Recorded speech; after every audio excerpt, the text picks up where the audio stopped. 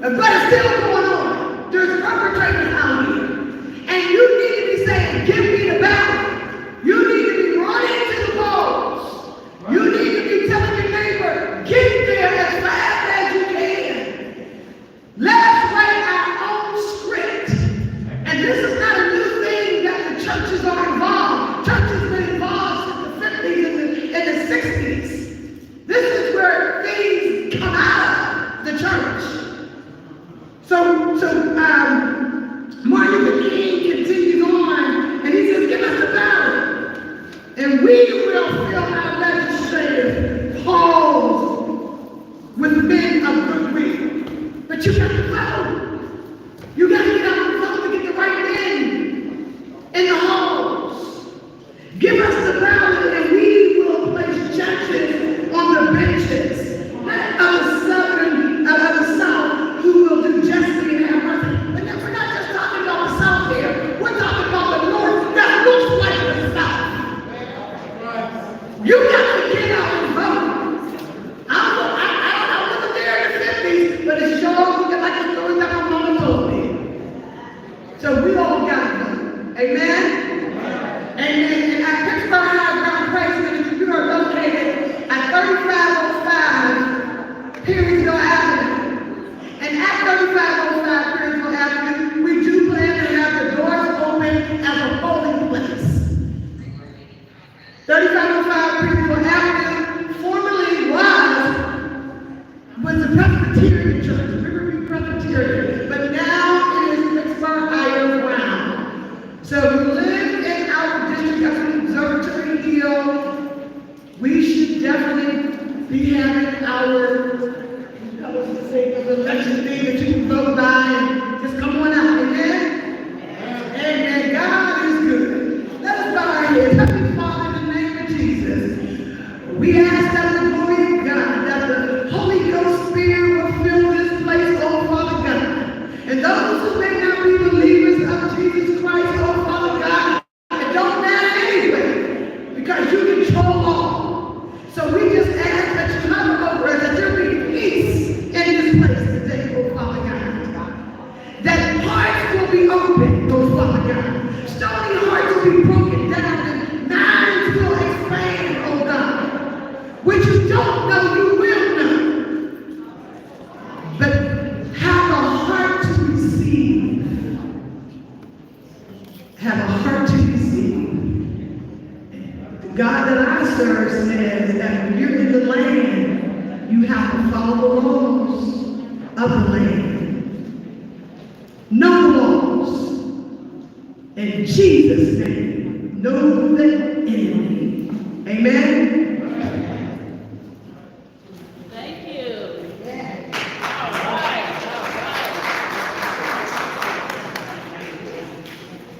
Did I tell you she was inspiring? Okay. Absolutely. Absolutely.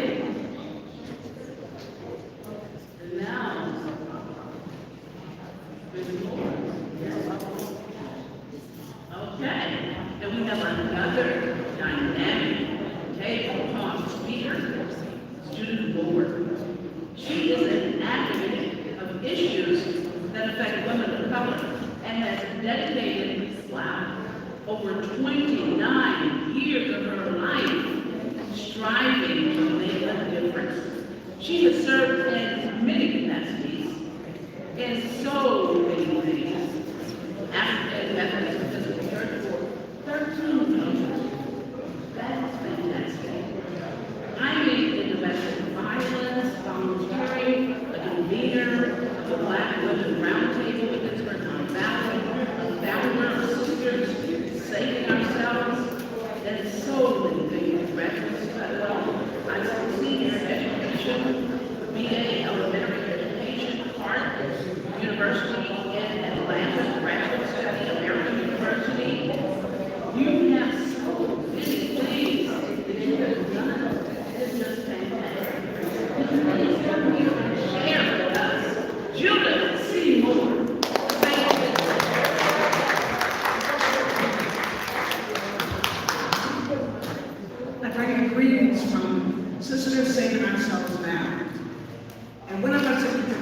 friends, is the Pittsburgh Model Valley Black Women Roundtable. I can recall growing up in the South, and I can recall that very moment when the KKK came through our neighborhood.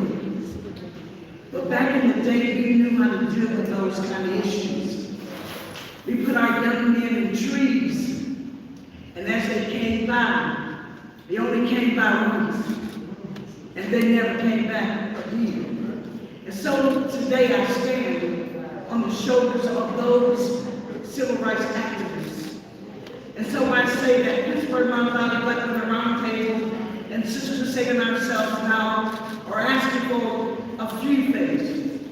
And one is that we want power to be at the table, to make the decisions of those things that affect ourselves and our families. We stand on the shoulders of those, that we have the right to decide what to do with our own bodies. We stand on the shoulders of those and we say that we want freedom and we want freedom now.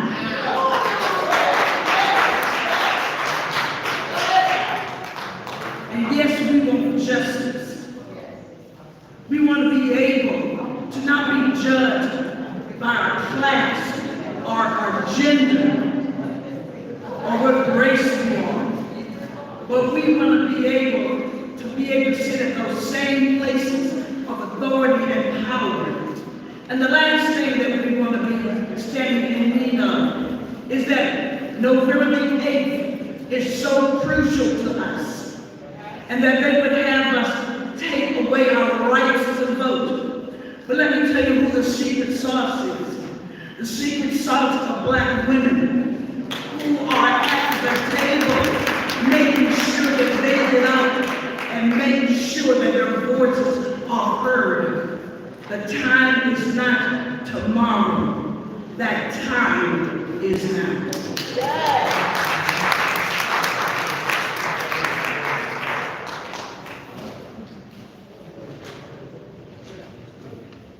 Thank you so much. Wasn't that just fabulous? Yes, yes.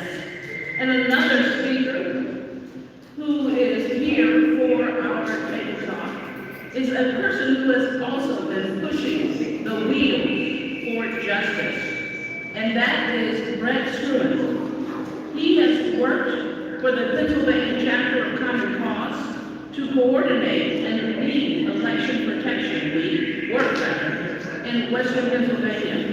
His responsibilities included recruitment training and coordinating election protection field volunteers for election day. Can you hear me in the back? When I back up like this? Yeah, we can hear you. Okay. Analyzing election cycle issues and crafting after-action reports.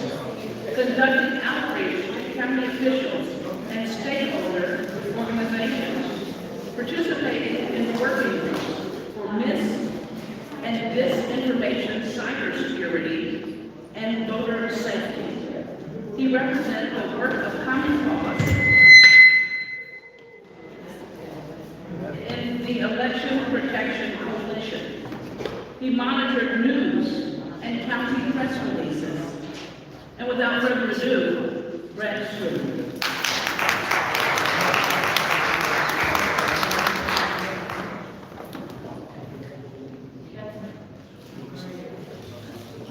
Can everybody hear me?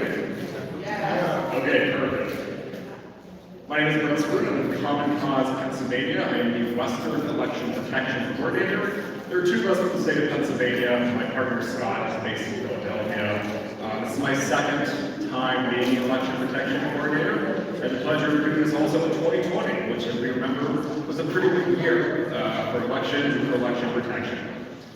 Now, Common Cause is part of election protection. When I'm talking about election protection, I'm talking about a coalition and a program. The coalition is the largest non-partisan coalition in the country, with organizations such as the ACLU, Lawyers Committee for Civil Rights, and even state and local organizations, including B-PEP and the Pennsylvania Coalition as well. Our philosophy is simple. Every eligible voter vote counted. It is way too difficult in many places for people to properly cast their ballots. Part of this is intentional policies and laws. Part of this are mistakes, incompetence, poll location as well. No matter what, that we have to make sure that every voter can vote safely and securely. So in this, Common Cause and local partners lead a field program for election protection, and it does two things. The first is to assist voters. You may have seen the 866 Our Vote hotline. This is the best resource to call if you have any questions concerning anything to do with elections here in Pennsylvania or any other state for that matter. The hotline is actually currently taking calls. As you may imagine, there have been many vote by mail questions asked.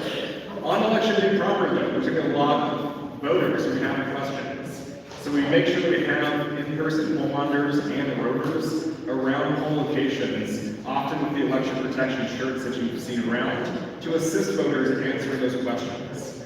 They may have questions on, what was my voter registration, am I registered, am I at my correct polling location? To this degree, our monitors are trained to actually answer those questions, to show voters resources, and to help kind of navigate those simple things that can be, incredibly consequential if a voter goes, oh, I don't know what my poll location is, I'm not going to vote, right? If they're qualified to vote, if they can't vote that day, they should be able to vote that day. I don't think we're asking a lot for that, right? Which is why we have this program. The second part is to report issues. It'd be amazing if everything went completely smoothly on election day and there weren't any issues, but we all know that's not the case. So we have monitors out there who are reporting issues. These are things like long lines. These are issues like machines being down. Any forms of harassment, intimidation, whether it's from partisan actors, nonpartisan actors, law enforcement, whatever it may be, any issue that basically makes the voter feel unsafe or basically interrupts the flow of voting at a poll location, we need to know those issues. We work behind the scenes talking with people in different elections departments, counties across the state, and of course our coalition partners to mitigate those issues on election day. A great example I can think of, if anyone recalls, in 2020, the primary, the Penn Hills voting location. There was a consolidation because of COVID in certain areas where we had one poll location. In Penn Hills, there's simply the one library which had one entrance and exit. The traffic to get into that poll location alone was horrible. And unfortunately, there was even a parking incident where someone who was trying to parallel park ended up blocking more traffic in that parking lot. There were people that couldn't get into line to even vote that poll location.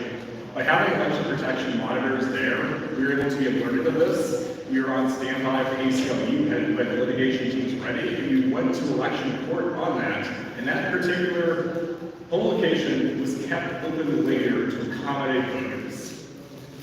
So it's super important to be able to report these issues. Obviously to mitigate challenges on election day, but also to look for trends in the future, right? The things we identify now will help prevent issues in future elections.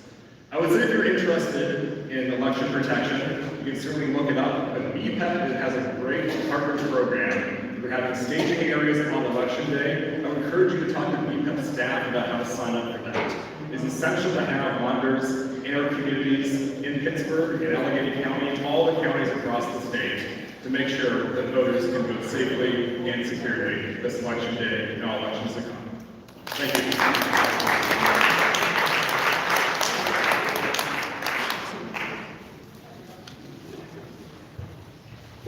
That was great, huh? Absolutely. And our last table talk speaker is someone who does not need an introduction, just simply by saying his name, Tim Stevens.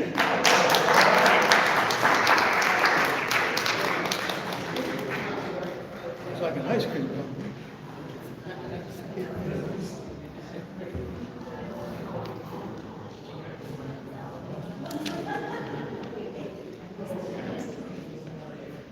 I'll tell you how important this event is. We have two special ladies in the house. All ladies are important in the house. Give them a hand. Women are behind a whole other thing in this country, and locally in the church and everything else. But we have two special women in the house.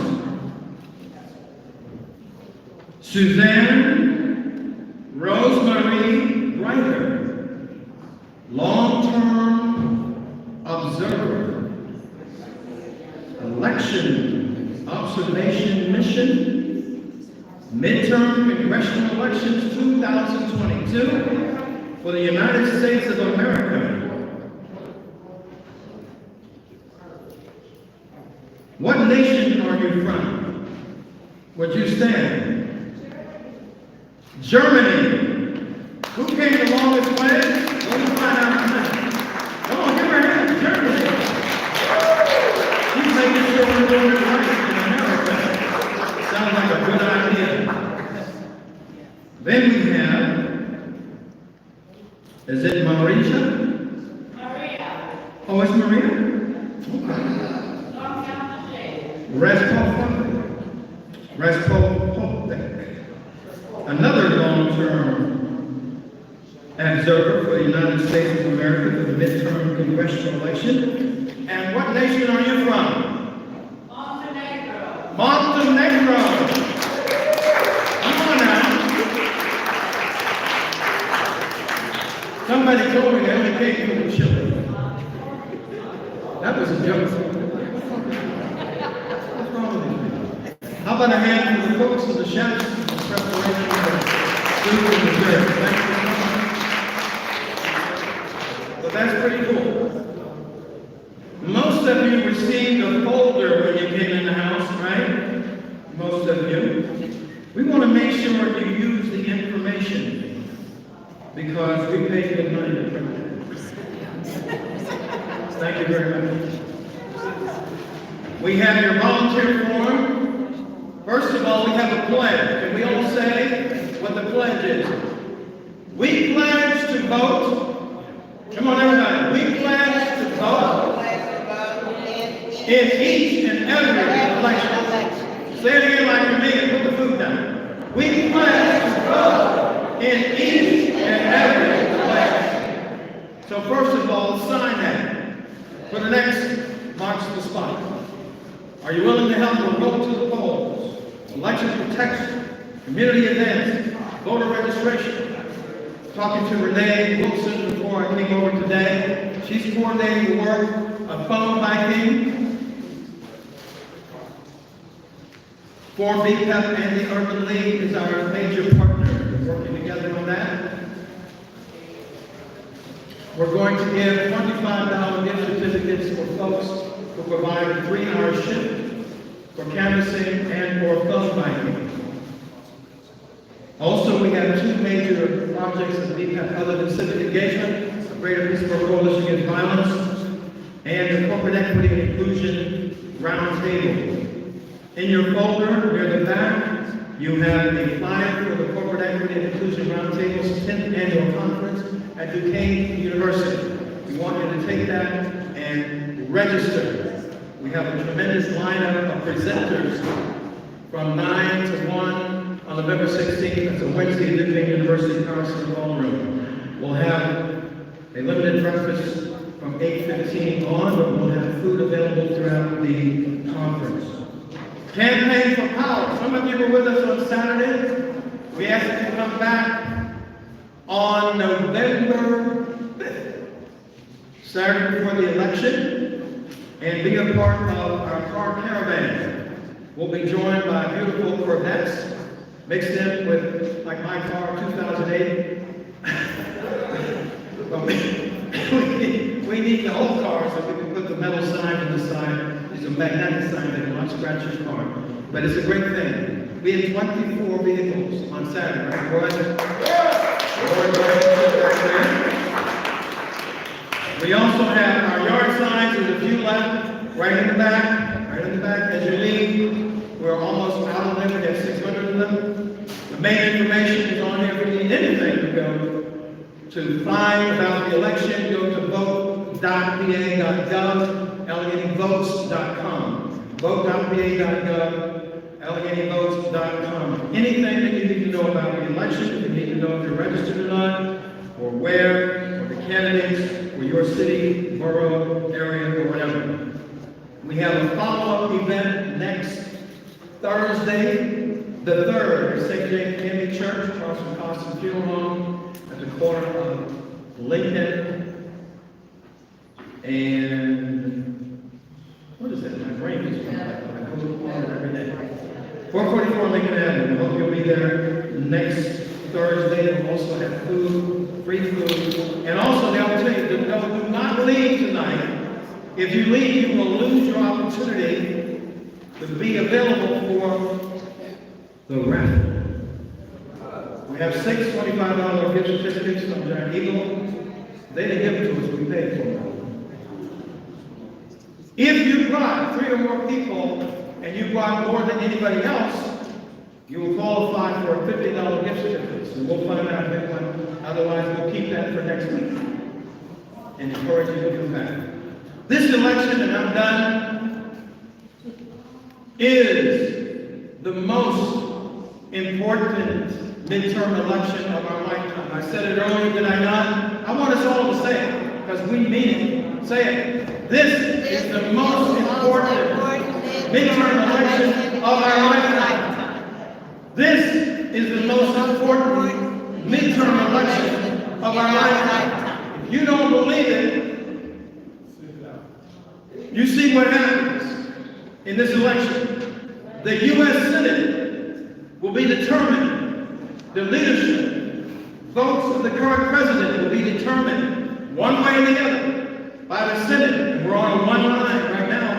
The current vice president has to make the call. Right now, on the 8th, you have a chance to make whatever decision you want. You have people who in this Commonwealth of Pennsylvania will be in a position to decide abortion rights for women, the right to decide or help to decide gun legislation, and the rights of gay people, and the rights of black and brown people and all people to vote in each and every election. We have a special person in the House. We're going to make a little alteration, if I may.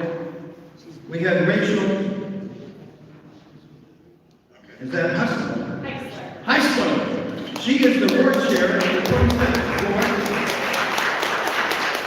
Now you all know we do nonpartisan politics, but we wanted her to share in a nonpartisan way the role of a board chair and how important that is.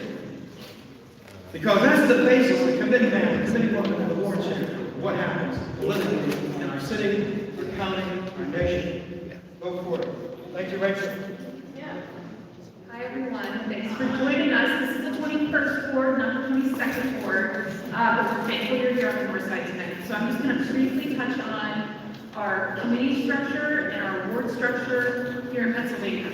So regardless of the party you are affiliated with, you have a committee woman and a committee man that represent you to the local and state party. So think about where you vote. There is a woman and a man that you elect to represent you to the party that you vote on every 4 years. So this is a wonderful way to get involved locally, and it is an integral part of the nominating process. So the candidates you vote on in November are promoted with the party apparatus every spring. So we had our nominating petitions. You have to circulate them. You need 10 signatures from your neighbors. And can everybody who's a committee person raise a hand? Stephanie?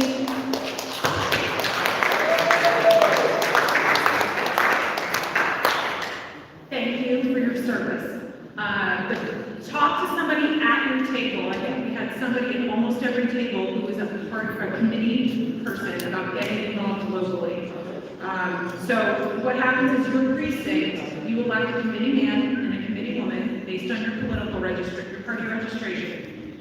When they're on the ballot every 4 years in the spring, they meet and have a mini convention, depending on the size of your ward, and they nominate a ward chair, a ward vice chair, a secretary, and a treasurer. And those people, the 4 officers and the committee men and women, represent you to your local party. So the Allegheny County Democratic Committee, every single person, if you vote in Allegheny County and you're affiliated with the political party, you have a committee man, a committee woman, a ward chair, a ward vice chair, a secretary, and a treasurer that represent you. So I'm not going to belabor it, but if anybody has any questions about getting involved on the local level and running for committee, I'd love to chat with you. It's a wonderful way to get politically active and politically involved. It's an excellent way to become involved in the nominating petitions, and which is, you know, who represents or who will vote on in November. And it's, you don't have to raise money. You need 10 signatures from your neighbors, and it's the best way to get involved. So thank you for listening. If you have any questions, I'm around and I'll be here until before the debate because I'm too nervous to watch with everybody. But please consider running for committee in 3.5 years. But thank you. And thank you, Tim and Lorraine and everybody who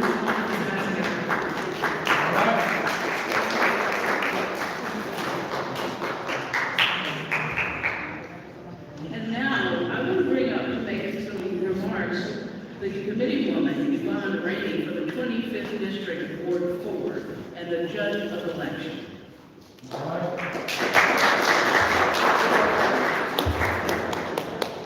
One of our key sponsors. Good evening, and thank you all for coming out. Boots on the ground, let's get it done. Yeah. You know what I say, I'm the John Lewis Coalition here in Pittsburgh too. We're going, people with the vote, Pittsburgh High Ground, let's do it. I am the committee woman for 25 Ward and judge of election for 25 Ward in this building. It doesn't take much to do what you gotta do, it's called teamwork. Our democracy is under attack. Freedom of choice is under attack. Freedom of right to vote is under attack. Freedom of housing is under attack. I'm sorry, y'all, I get so emotional when I get caught up in it. Because you know what? What affects one affects us all. You know what? It ain't not business. Yes, it is. Oh, yes, it is. Because the bottom line is this. We're in this together. One word. We share one word. I don't care what your political party is, but you gotta have a heart and have passion for one another. Be kind. Be kind to each other. We have too much hatred going on. We got a war going on. Come on, y'all. We're the United States of America. I tell people I'm American made. I'm a woman of color. And I'd like to share this briefly to you all. The reason I do this is I volunteer. It's all about giving back. It's not about a paycheck. My great-grandmother, God rest her soul, I was 10 years old. Go with her to vote in Gadsden, South Carolina. She held my hand. They told her she couldn't vote because she was something else. And y'all don't know what the defense is. Blah, blah, blah. And I grabbed her hand and I said to her, I'm going to be a part of change. It's going to happen. No one's going to take my vote away. That's my children, children. I need my nephews and generations. Like I said, let's do it, y'all. Because it does matter. It does matter. Get out there and vote. Rain, shine, through the snow. Let's go. Boots on the ground. Mr. Tim, Mr. Lorraine, I love you all because you embrace me. Yeah, I'm around for the South. Miss Judy, you right there with me. And Pastor T has always been beside me. Pastor Dave, thank you. All I'm going to say is, let's do it, y'all. It's all real because it's going to hit us. It's about us. If you don't understand, we'll help you understand. Yesterday was the last day, October 24th to vote, register to vote. What I'm just asking you to do is for my great-grandmother and other great-grandmothers and ancestors that's put boots on the ground and laid their life down. People of all colors, nationalities, gender. It's about us, y'all. We are the ones. Gen Z generation, the millennials. Call them out. We got to embrace our young leaders. Let's get it done, y'all, because you know what? It's about us.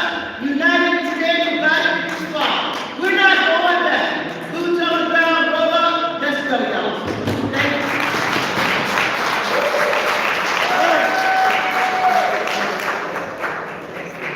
What do you say, fired up?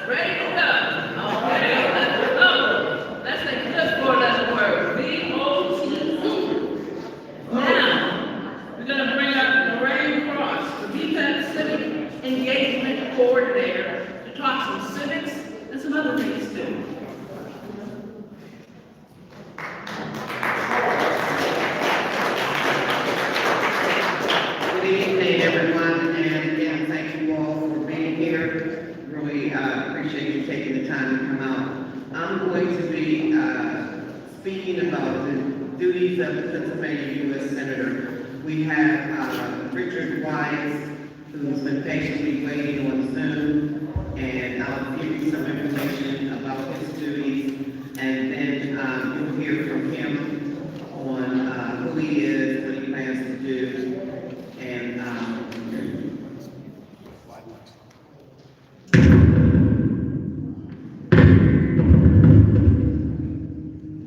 okay, so Pennsylvania U.S. Senator.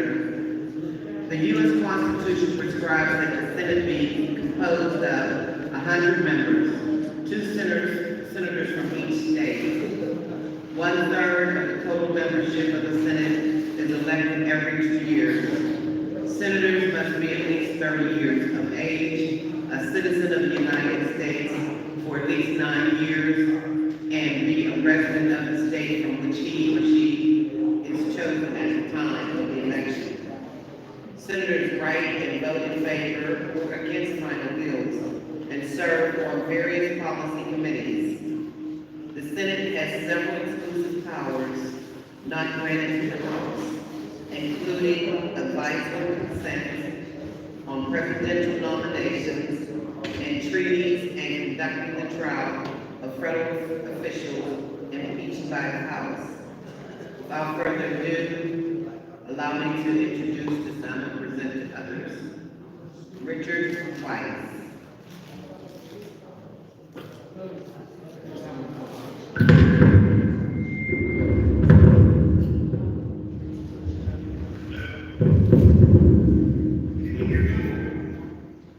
Yes.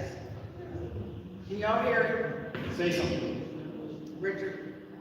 Richard Weiss, the Green Party candidate for U.S. Senate from the state of Pennsylvania. Go ahead. I'm a native Pennsylvanian. I'm from southwestern Pennsylvania. I went to law school at the University of Denver. And as long studies at American University in Washington, D.C. I have an MBA from the University of Chicago. I worked in Washington, D.C. at the U.S. Foreign Aid Program, USAID, U.S. Agency for International Development, and I have worked overseas in Indonesia on development projects. I'm really listening to you and your concerns are and answering your questions, so I'm just going to briefly describe our major issues. My number one issue is decline. You can see that we are experiencing extensive droughts and floods, and we need to transition as quickly as possible off fossil fuels to renewable energy, so that we no longer are emitting greenhouse gases like CO2 and methane. This will actually create more jobs and give us cheaper energy in the end. However, the transition here debate about the Green Party is in favor of a just transition, which means that workers who are displaced are retrained and replaced in new renewable jobs. Secondly, I'm in favor of single-payer universal health care, what's called Medicare for all. Many people cannot afford health care even when they have it due to high deductibles and the possibility of being denied care. They don't actually receive health care that they would pay for. Other countries pay half as much as the United States for universal health care. Everyone is covered, and they have better outcomes than the United States. I understand this might pass immediately, but there is a bill in Congress for proposing Medicare for all. I will push for that bill to be passed as soon as possible, and I believe eventually it will, but it may take several tries.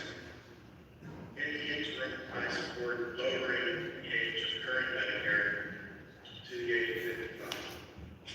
Thirdly, criminal justice reform, which includes the legalization of cannabis and the end of cash bail, which I believe will save a great deal of money that can be put to other uses.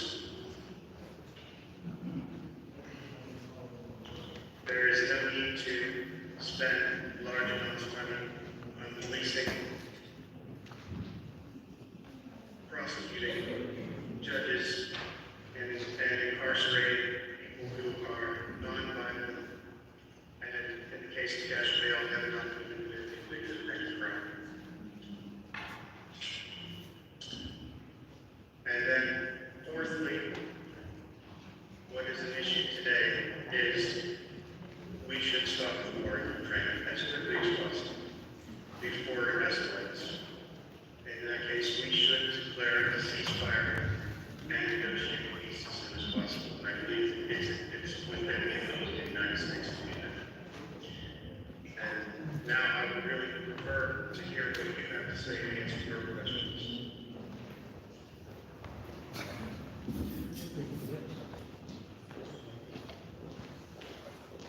Okay. Thank you. Thank you. He asked for questions. Are you doing questions? No. Yes. Yes. Who asked the question? We're just wondering if there was any questions from the audience. Is there? None.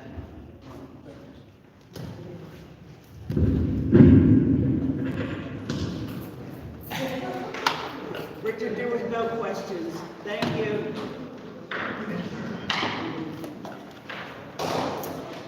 Thank you, Richard.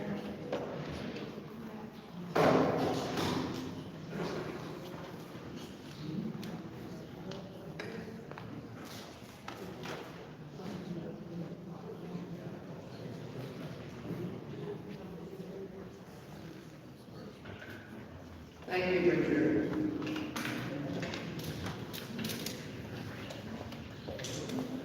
Okay, now, duties and responsibility of Pennsylvania State Representative District 24. The General Assembly is the legislative branch of government in Pennsylvania. It is composed of two houses. The Senate is the upper house, and the House of Representatives is the lower house. A majority vote in both houses is necessary to pass a law. The PA House of Representatives consists of 203 members, representing one district each, with an equal number of constituents. Representatives must be at least 21 years old, have been a citizen and a resident of the state for 4 years, and a resident of the district during their terms of service. The House develops budget packages, makes taxation decisions, allocates spending, and passes laws, including redistricting in collaboration with the Senate. The House also has the exclusive authority to impeach public officials. Representatives also serve on various policy committees that may propose legislation and allow me to introduce to some and present to others, Latasha Mays.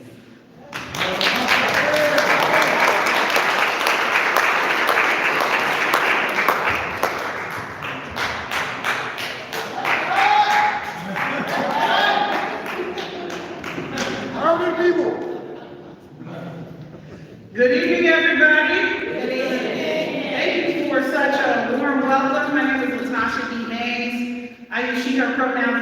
I will be your next state representative for House District 24.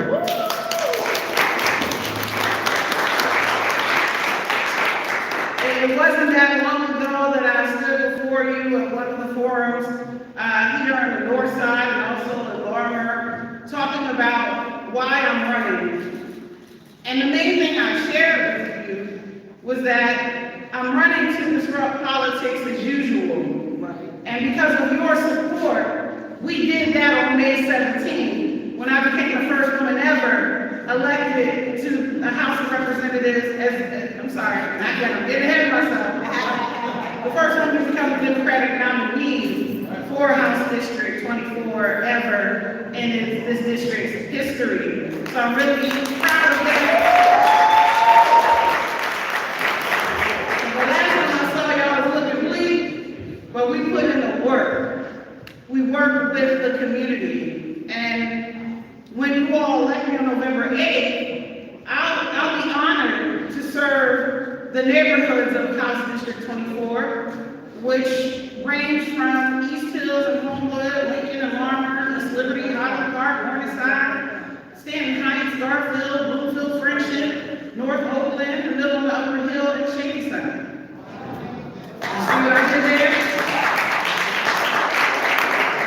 And because there are so many unique neighborhoods in my district, I've really been focusing on how do I want to approach this position? How do I want to approach this role of being state representative? And for me, I think it's important as we go forward into this new era for the district, that it's one district, one destiny. So those in Shadyside have to be concerned with what's going on in East Hills. Those in Oakland have to be concerned with what's going on in Garfield. Those in Highland Park have to be concerned with what's going on in the Hill District. So how can we build a district community? And that's one of the ways that I want to approach this role. Many of you know me from my work in this community for the last 2 decades, organizing and fighting right along with many of you in this room for justice. And so in this round, I will continue to be a fighter for justice. And so what justice looks like now, in addition to, when we protest, when we hold our elected officials accountable, this time, I'll be on the side of being held accountable, and I want that. This is about co-governance. This is about how do we lead this community together?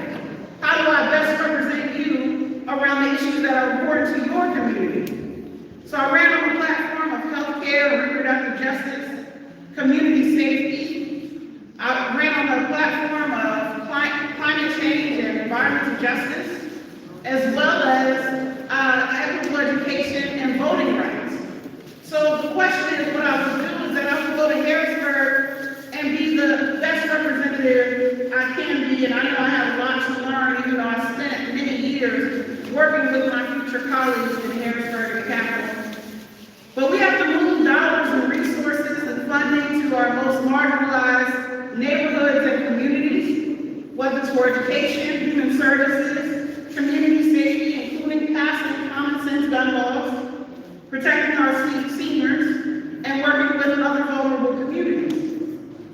Healthcare, especially now, with the overturn of Roe v. Wade, you all know that's been the heart of my work for 20 years. Fighting for reproductive justice, fighting for us all to have the human right to control our bodies. All of us. And we're not living in a time in 1973 where we're going to take anything lying down. We must always resist unjust laws. And so what I tried us to do is think about what do we want from now versus what we had before. What can we dream of in terms of our ability to control our bodies? Not just for ourselves, but for our children and for those who come after us. We can rise out of the ashes of Roe v. Wade and create what we need today. And so when there's a constitutional amendment to ban abortion in Harrisburg, you know exactly where I'll be, on the front lines, fighting for reproductive justice, because this will impact poor women and folks who seek abortion, Black women and women of color specifically, and I'm going to be right there, ready for the fight, because there's not going to pass a constitutional amendment, not while I'm working in Greenwood and representing the district constitutional court. I will also continue to my work around healthcare advocacy, around Medicaid. Most non-elderly, 44% of non-elderly Black people rely on Medicaid for their health insurance. So we have a long way to go with what Medicaid can be. How can we make it work for us and work for our communities? Access to the healthcare system, the Obamacare system that we have in Pennsylvania, as well as how do we have a single payer option? Very briefly, I support the right to unionize in any space. Minimum wage increases, fair work weeks, equal pay, and paid sick leave for all, no matter what the status is. And lastly, we need to amend our Human Relations Act that does not protect Pennsylvanians based on gender identity and sexual orientation is long past due, and it's time for us to accept LGBTQ+ folks across this Commonwealth and provide those kinds of protections. You know my background in environmental justice, voting rights, and it's time to expunge records for those with minor marijuana offenses and redirect them into the for-profit legalized marijuana industry here in Pennsylvania. Thank you all so very much. I'm Latasha D. Thank you for your time. Thank you, B-PEP.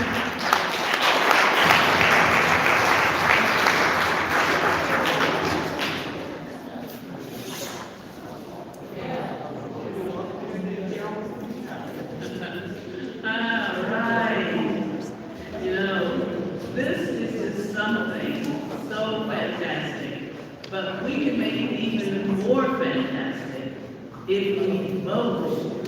Remember, people used to say, your vote doesn't count, one vote doesn't count, but we know that your vote does count, that you have got the power of your vote. Now, I want to bring to the stage, to the mic, Jamal, did I say your name right? Craig, Chief of Staff and Representative Ariel Anthony, House District 19. Did I say your first name right? You did. Okay. Thank you. Good evening, everyone. I'm Jamal Craig, and as she said, I serve a dual role with Representative Abney. Representative Abney is in Harrisburg this evening, as the state legislature is wrapping up what is ultimately the final week of the legislative session for 2022. So I'm just going to quickly speak to you very briefly as the representative's campaign manager, because while we have been fortunate to not have a candidate or opposition on the ballot, we are actually out in the community in the 19th district, still continuing to talk to voters about what our agenda is, why we need support, but we're also out in other districts working to help bring about a Democratic majority in the state legislature. Is this nonpartisan? I'm sorry. Okay. My apologies for all the folks who need me to be clear about being nonpartisan, and that's fine. But I will continue to say that we need to have representatives in our state legislature who share the values of the issues that are near and dear to our community.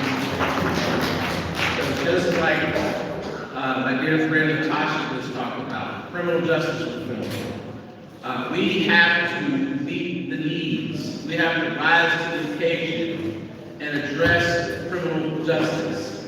This system is badly broken, whether it's marijuana, whether it's traffic infractions, the whole system has to be reformed to meet the needs of our communities. We know that the system is broken, we know what it's done, and we intend to be on the front lines to meet the needs to make our society a fairer and more just place. And so criminal justice reform is at the top of our list. We also have to meet the needs of our children. Yes. Public education first and foremost, whether that is funding, whether that is making sure the right programs are in our schools to address the problems that our children so dearly need help with. When they come home from school in the afternoons, whether it's after school programming, whether it's curriculum, whether it's discipline, whether it's food and nutrition, we have to do better. That is something that Representative Abney is definitely committed to and goes to work every day fighting for.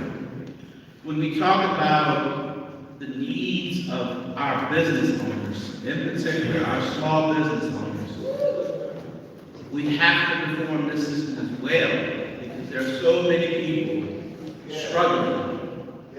Every day you can turn the TV on and see a small business is folding. A small business is closing its doors. And people have sometimes the wrong impression of what small businesses are. Small businesses are people that look just like you and I, who want to get up every morning, want to go through the hard days working in, to meet their needs and take care of their family. And we don't have the structures, the infrastructure, the support systems in place to help meet these needs, we get a crumbling economy. And so many of our small business owners are just asking for a fair shake, a fair chance to support their families. And so the representative has been on the front lines campaigning for the need to address, the need to address the issues that small business owners face. If we can't do that, then why and what are we doing, right? The little guy, thank you, the little guy needs support. He or she needs the support of our state government, and that's why it's important for us to look at elected officials and their issues, their positions, where they stand, where they're gonna stand, and make sure that we are pressing the lever for candidates who are going to address the needs of our communities that look like us, live amongst us, and want to do the right thing. So, again, thank you for your time this evening, and let's go to the floor and make sure we cast our votes. Thank you.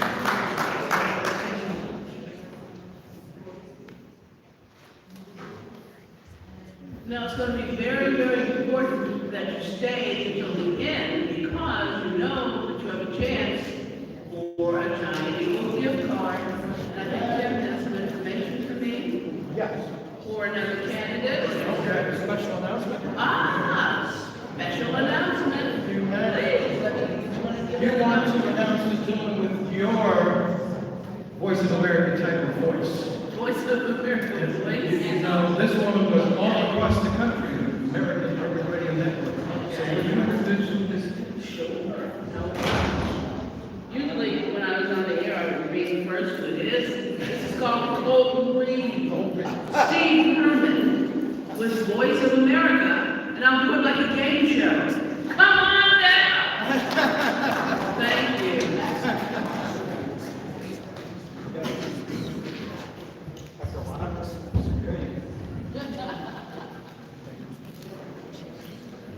This is a surprise to me, up on the stage instead of reporting about the stage. I'm not running for anything. I'm Steve Herman, I'm the Chief National Correspondent of the Voice of America out of Washington, D.C. Some of the more senior folks in the room may have heard of VOA. We are 100% part of the United States government. We are a non-profit, non-partisan, non-commercial, international broadcasting organization. We have 48 language services. We do not broadcast or deliberately disseminate our content inside the United States. And what I'll be doing here tonight, along with my videographer, David Long, will be running around the room. We're doing a story about the midterm elections in the United States to explain the significance of it to the rest of the world. And obviously, this race for the Senate in Pennsylvania is one of the pivotal races in the country. And we decided to come here tonight for this watch party to watch the debate and report about it to the rest of the world. So apologies for the intrusion and forbearance and patience with helping us do our job tonight. Thank you.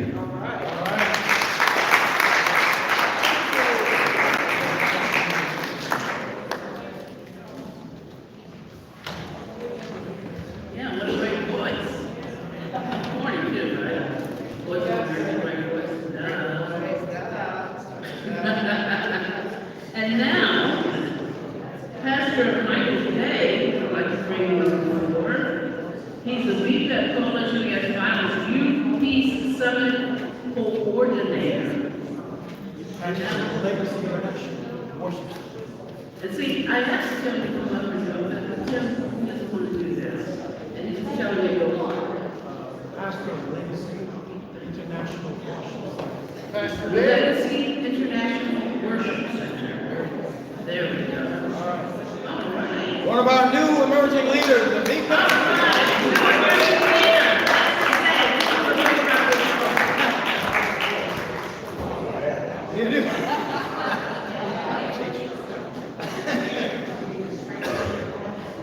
Good evening.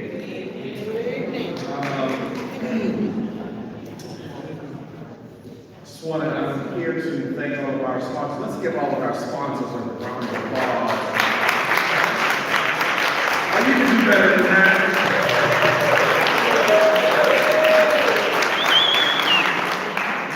I tell people all the time, this best form of unity is partnership. And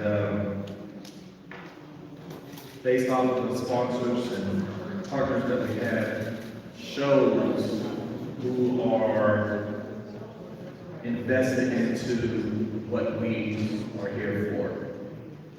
We are here to make sure that our voices are heard.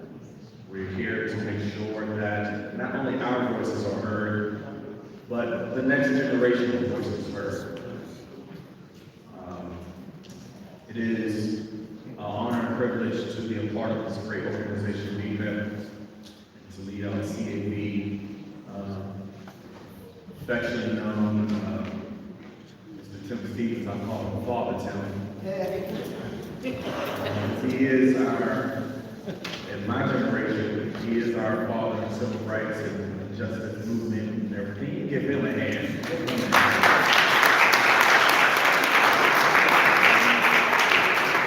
He's the reason why I'm up here, because I've been watching him majority of my life. I was grateful for this opportunity. And it is very serious, as he said, that this is the most important time, an opportunity to vote. I have a 5-year-old daughter who is very much aware of what's going on. Matter of fact, I'm just coming back from making sure she's okay because there was an active shooter around her school that locked down her school today here in Pittsburgh. Right here on the north side. And so it is very important that we have the right elected officials in office that knows how to deal with situations such as that. So I'm here today to show that it is very serious. It's more than just having a seat at a table and having your name on lights. But it's important because it is people like me who has 5-year-old children who will be affected by the votes that we cast on November 8th. Would you agree? Yeah. So I want everybody, before I get off this microphone, I want everybody to say this: my voice matters. My voice matters. Say it again. Say, my voice matters. My voice matters. I'll say this: our voice matters. Our voice matters. Say it again. Say, our voices matter. Our voice matters. Now look at your neighbor and say, your voice matters. Your voice matters. Thank you. All right.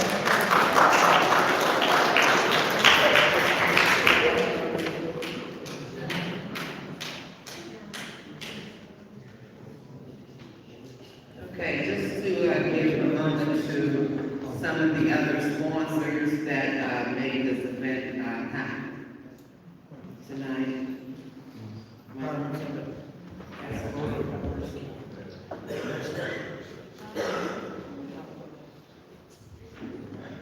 I forgot. I was making sure our voice matters so much. On Sunday, this coming Sunday at Legacy International Worship Center, we will have Empowerment Sunday. All are invited at 11 a.m. Father Tim will be speaking that Sunday, this coming Sunday, about how our voice really matters. We will have all amazing worship service from 11 to 1. You all are invited. It's going to be a great time. Legacy is where everybody's welcome, and it's a great time. And so 11 o'clock, 21:30 Wilson Avenue is right up the street here, and see you there. Hope to see you there.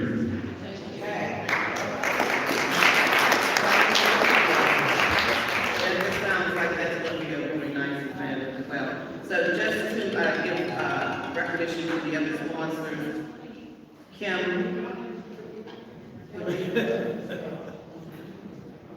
would you come up and speak?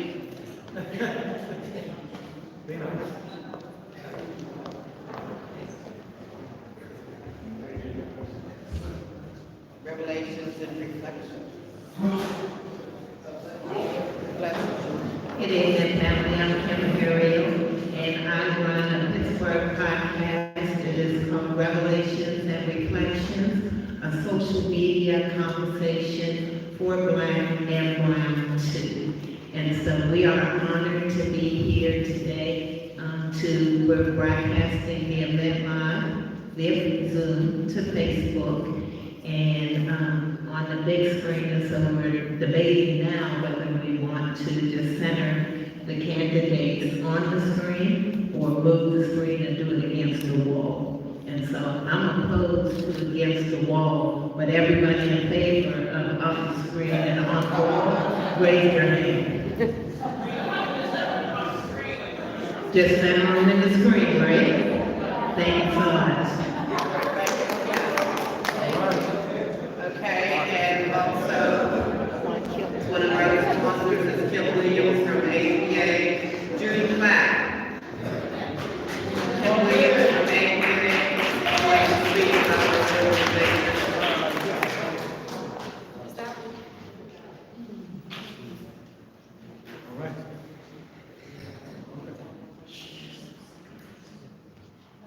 Hello everyone, my name is Kim Williams. I'm from Alliance for Police Accountability, better known as APA. I am the Civic Engagement Coordinator, and I'm also the committee woman for the Hill District, 5th Ward, 14th District. Just want to tell you that we do have openings in the Hill District if you have to live in your district to run for committee man or committee woman. There's 2 in each district. There has to be 1 male, has to be 1 female get appointed, as well as if you don't get appointed, you can also get voted in. The position requires for you to just get folks registered to vote. As you know, this election is very important. We went out as APA, we got hundreds of people registered to vote. And as a committee woman, also got hundreds of people registered to vote. When I'm off the street getting my boots are hitting the ground, a lot of people didn't want to get registered to vote. So we had to explain to them the importance of voting, why it is so important to vote. And I can tell you that you guys, the young people, it's hard to hit them. So you got to come to them on their language, on their level. And what I mean by that is you have to tell them, you have to break it down. It's, hey, let me tell you why you need to vote. Our grandparents, they fought and died. So you got to break it down. Then also you got to explain to them, your livelihood is at stake. Our democracy is at stake. Your right to be able to get an abortion for a woman is at stake. The right to be gay, to be married is at stake. So you break it down to them in a language barrier that they will be understanding, and that's the way you get registered to vote. Thank you, everybody.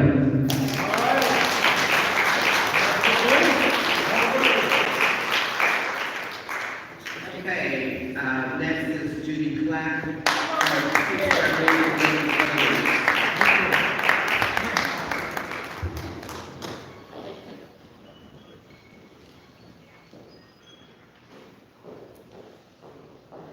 Good evening, everyone. I am very happy to be here collaborating once again with all of these partner organizations. League of Women Voters is a nonpartisan organization that neither supports nor opposes any candidate or party, but wants everyone to register and everyone to vote. But we want you to be educated when you cast that vote. Hopefully all of you received one of these postcards where there are some on all the tables, and there are some websites. Vote411.org is an online voter's guide. You have to vote for people all the way from governor and U.S. Senate down to state representative. You might not know who all the candidates are who are going to be on your ballot, but if you go to vote411.org, type in your home address. Your entire ballot comes up one race at a time. You can see all the candidates for U.S. Senate. their photo, their bio, their answers to leagues questions, and you can compare and contrast them, all the way down to state senator and state representative. So please take one of these postcards with you. The League of Women Voters is 100% volunteer, and we have put this information together so that you can be an educated voter. We are very happy to be here this evening. Thank you.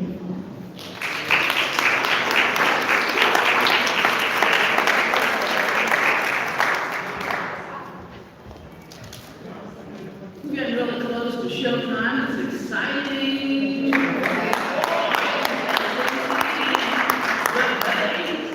Can't wait. Now, I do want to recognize people before we do that, because we're, 10 minutes away from that time. Judge Leo Williams Duncan, Managerial District Judge.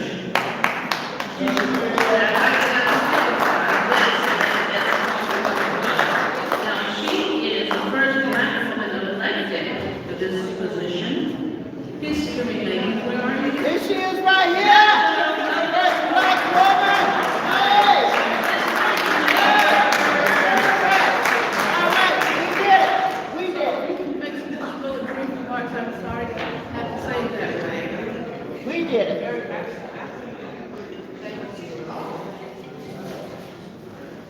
Good evening, everyone. I'm so happy to be here with you tonight. So happy that I am not on the ballot this time.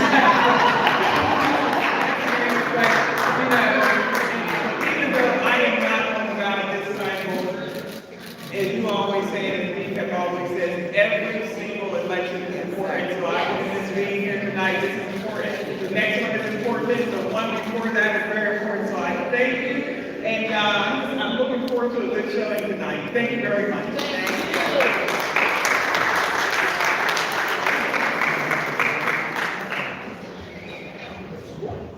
And there's another person who is very, very important to recognize, and that is Ted Lee. He's president of the Branch 84 of Letter Carriers. He's here tonight. He allowed us to have this fabulous hall. So a big shout out and big applause to Ted Lee, everybody.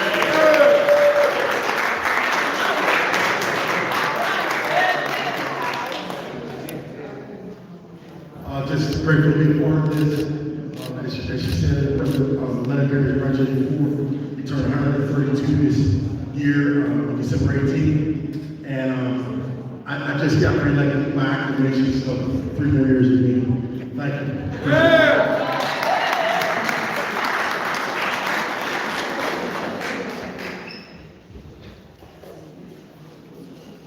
That's what you call a special TED Talk. Yes. So are you guys enjoying yourselves tonight? What? I can't hear you. All right, guys. So, remember you've got to stay. Where's your camera? Wait a minute, you don't allow them to drink. That's Rico Suave. And the thing about it, we know that in a few minutes, you're going to be watching the debate. We want you to stay for the drawing, right? Okay. Now, I don't know if anybody wanted to tiptoe to the restroom before the drawing, and I'll be quiet and I'll tell them about it, because it is just a few minutes away, so I'll be in silence.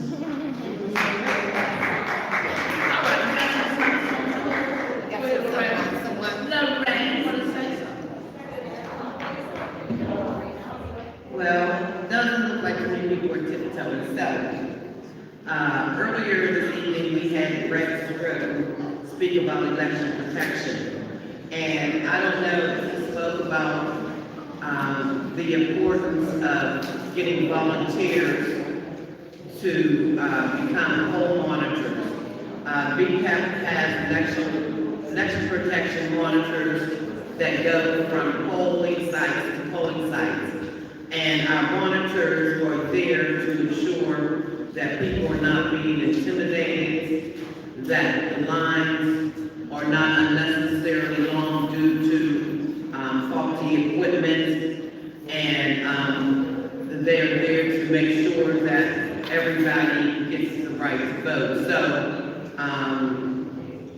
go to your polling site and you're not on the books, do you have the right to vote? Yes. What should they do once they see that you're not on the books? Anybody know? Did I hear someone say what? Provisional ballot? Okay, very good. What if you had a felon? Are you allowed to vote? Yes. Okay, very good. Yes. And, let's see.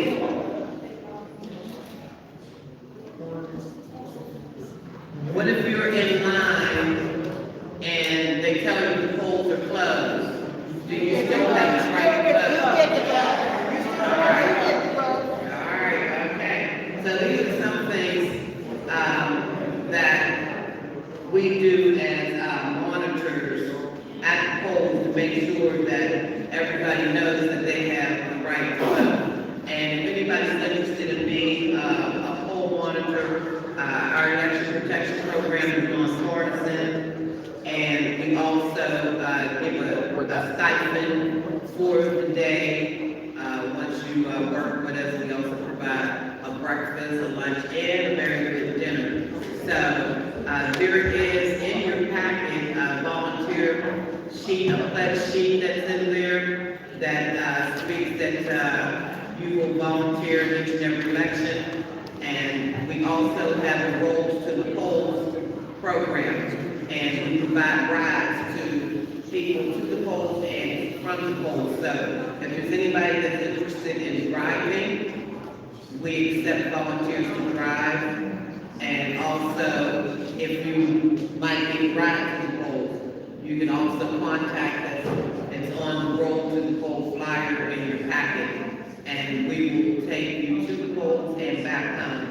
So let's make a plan to get to the polls, and if we need any assistance getting there, B-PEP is there, and if we need monitors, we're trying to get 100 monitors to volunteer to make sure that no one's being disenfranchised, that no one's being intimidated at the polls.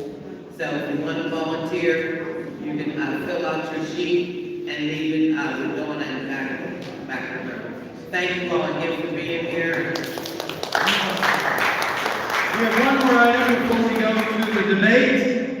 Don't forget to stay till the end of the evening for the drawings for the $625 gift certificates. However, is there anyone in the house that brought more than 5 people tonight? All right. I am told that Alma Wisniewski brought a total of 5 people. Is that correct? Anybody know that?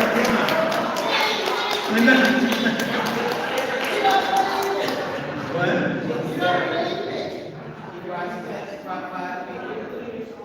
What's she doing? I'm not going, I'm playing, y'all. Alma, come and get your $50 gift certificate. And again, Madam Speaker, just say that. Thursday, November 3rd, at St. James Church, over to Portland Avenue. We'll have another one of these. And again, we're going to go right into the debate after she picks up her $50 gift certificate. Alma Wisniewski. Picture. Hold up. Come on, stand. How about a hand for our MC?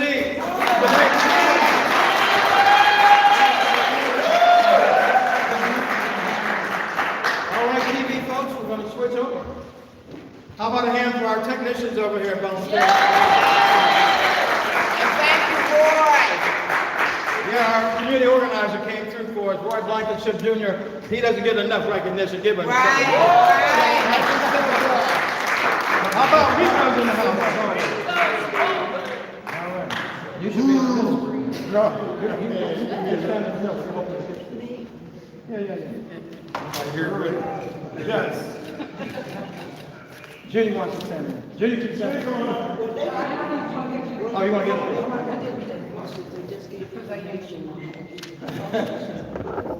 Were you set up?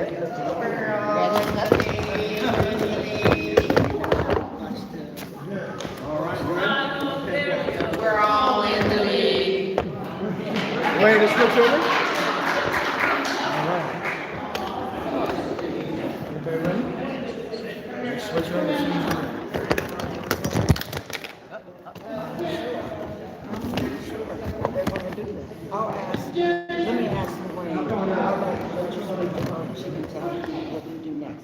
Hot mic.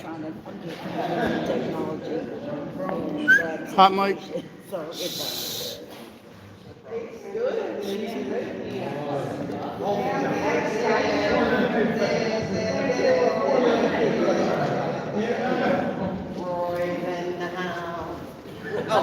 Hot mic. Hot mic. Hot mic. All right. Do you need me to sing on the mic? Yes. We need you to see. Come over here. What do you want me to do on the mic? I want you to sit here and sing. Endorsements may not, debates may not. In my estimation, this one, I saw one Republican strategist say that this is the most important debate in 30 years. I mean, you know, everybody's got an opinion on that. Once again, I'll go to where I started earlier. Chris said, hey, how many people could possibly be out there that haven't made a decision? Well, you know, we're about to see something that we otherwise haven't seen, and that is a debate, and it's going to be...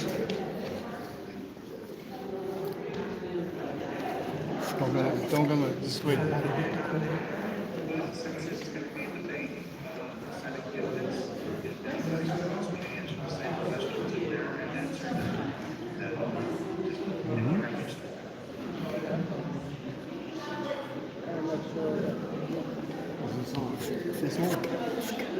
So you can answer the same question.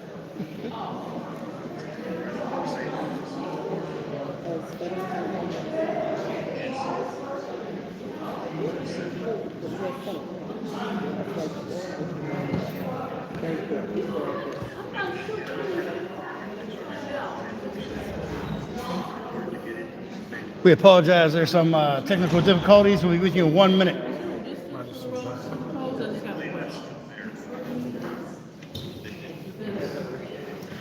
wanted to know about the distance. Just tap it on the picture and there should go.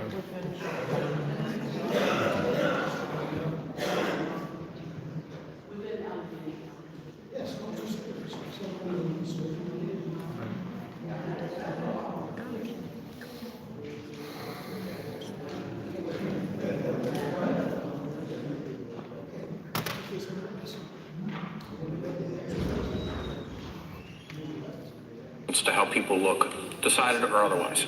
All right, folks, we're going to just keep it here. You're going to be able to check us out later with the post-debate show, but right now, we are 5 seconds away from getting into the debate. Right here on PCNC.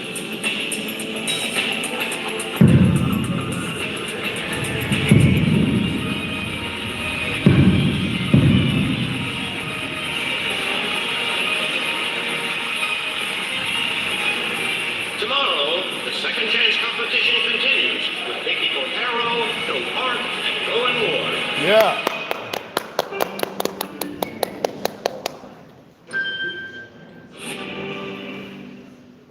Thanks, everybody. A Senate race now expected. He chose money over his conscience. My opponent, John Fetterman, by his own admission, grew up in luxury and privilege. Insult stealing the spotlight while voters want a voice on the issues. I'm thinking about women's rights. You're oriented people. I'm looking for civility. I think public health is most important. Our leaders are not leaders at all. Tonight, Lieutenant Governor John Fetterman and Dr. Mehmet Oz face to face for the first and only time. Both men looking to prove they have what it takes to represent the people of Pennsylvania. Send Dr. Oz back to New Jersey. I stand for Pennsylvania, guys. I'm proud of it. Live from the ABC 27 studios in Harrisburg, this is the Pennsylvania U.S. Senate debate. Welcome to Debate Night in America. I'm Leland Vittert from News Nation. The stakes tonight could not be higher, not only for the Keystone State, but for the country.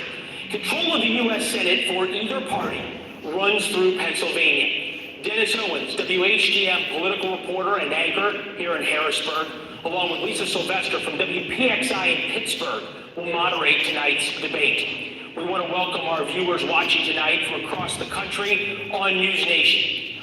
Voters can watch this debate in all 67 Pennsylvania counties on 9 television stations serving the Commonwealth. Before we get started, let's go over tonight's rules. Mr. Fetterman, Mr. Oz, you will have 60 seconds to answer each question.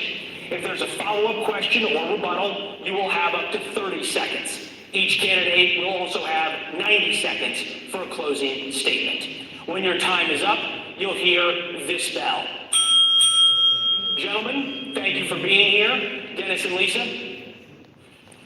Thank you, Leland. Good evening, candidates who moments ago just met for the first time. We're happy to have you here. Welcome to our audience watching at home on air, online, and on News Nation. And we encourage everyone who is watching tonight to share your thoughts on social media. Remember to use the hashtag PA Senate Debate. And you may notice these large monitors that are behind us. This is part of our closed captioning system. It was requested by John Fetterman to help him process the questions that we are asking him tonight and approved by both campaigns, and both candidates can see the monitors. One of the screens will show only the questions being asked tonight. The second screen will caption the questions and responses from them and Oz. We have live, experienced captioners in studio to ensure we are as accurate as possible in what's sure to be a fast-paced program. And just to note, for those of you using closed captioning at home, the captions you see are not tied to the captions that the candidates will see here tonight. Thank you, Lisa. With that, let's get started. Mr. Fetterman, we're going to begin with you. Your political experience includes serving as the mayor of Braddock, a small borough near Pittsburgh, and 1 term as lieutenant governor. You're running for a seat that could decide the balance of power in Washington. What qualifies you to be a U.S. Senator? You have 60 seconds. Hi, good night, everybody. I'm running to serve Pennsylvania. He's running to use Pennsylvania. Here's a man that spent more than $20 million of his own money to try to buy that seat. I'm also having to talk about something called the Oz rule, that if he's on TV, he's lying. He did that during his career on his TV show. He's done that during his campaign about lying about our record here. And he's also lying probably during this debate. And let's also talk about the elephant in the room. I had a stroke. He's never let me forget that. And I might miss some words during this debate, mush 2 words together, but it knocked me down, but I'm going to keep coming back up. And this campaign is all about, to me, is about fighting for everyone in Pennsylvania that ever got knocked down, that needs to get back up, and fighting for all forgotten communities all across Pennsylvania that also got knocked down, that needs to get back up. Thank you very much, Mr. Fetterman. Mr. Oz, you are a doctor, a businessman, and television personality. But this is your first run for elected office. What qualifies you to be a U.S. Senator from Pennsylvania? You have 60 seconds. I'm running for the U.S. Senate because Washington keeps getting it wrong with extreme positions. I want to bring civility, balance, all the things that you want to see because you've been telling it to me on the campaign trail. And by doing that, we can bring us together in a way that has not been done of late. Democrats, Republicans talking to each other. John Fetterman takes everything to an extreme, and those extreme positions hurt us all. Let's take crime as an example because it's been such a big problem. Maureen Faulkner accompanied me today to the studio. You know that her husband was a police officer in Philadelphia, was brutally murdered.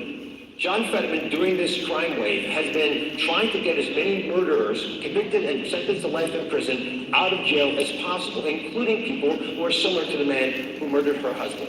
He does it without the rest of the parole board agreeing. He's doing it without the families on board. These radical positions extend beyond crime to wanting to legalize all drugs, to open the border, to raising our taxes. I want Washington to be civil again. Where you need it to be less radical. John Fetterman, okay, would bring that. Mr. Oz, thank you. Lisa. All right, gentlemen, on to the economy. Pennsylvanians are struggling to put food on the table and gas in their cars. Our Nexstar Emerson College The Hill poll shows the economy and inflation are the biggest concerns for voters.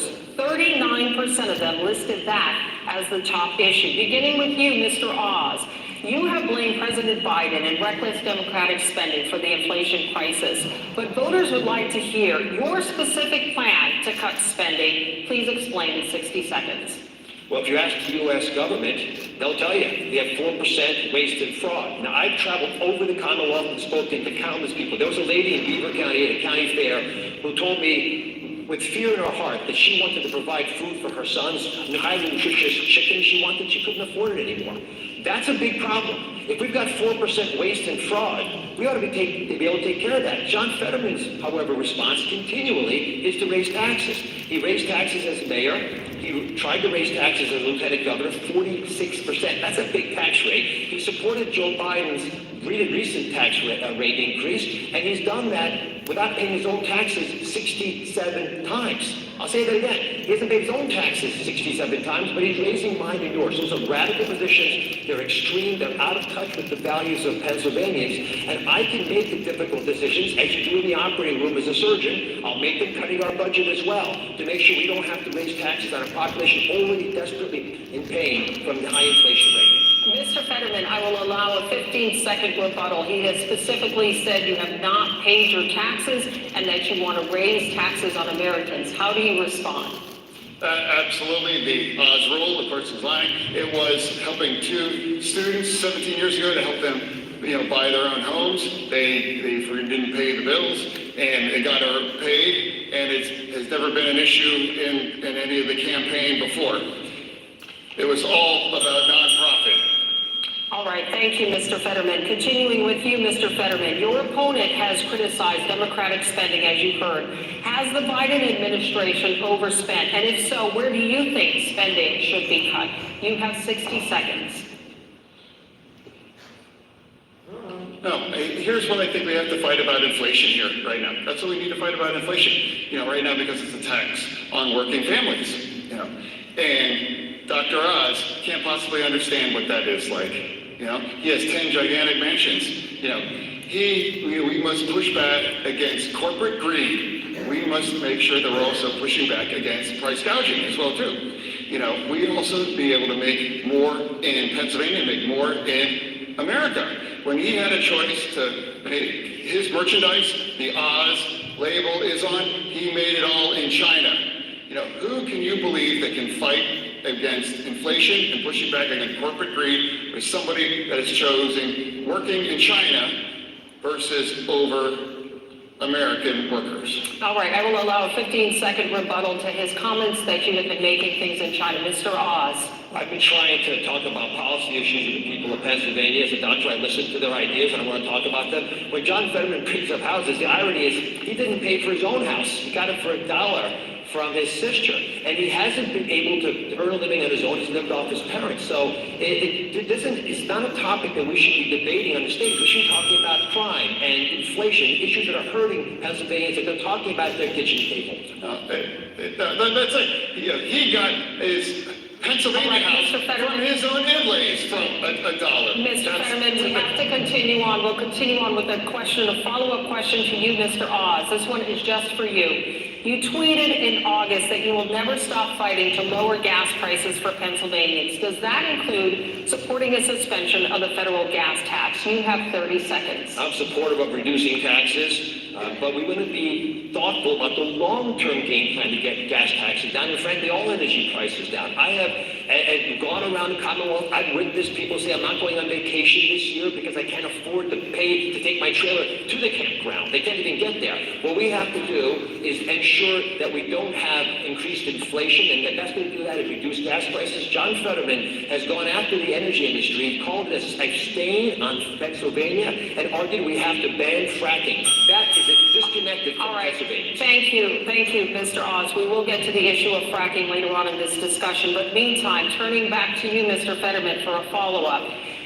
In an op-ed for the Wilkes-Barre Times Leader, you wrote, quote, "It is time we crack down on the big price gouging corporations that are making record profits while jacking up prices for all of us."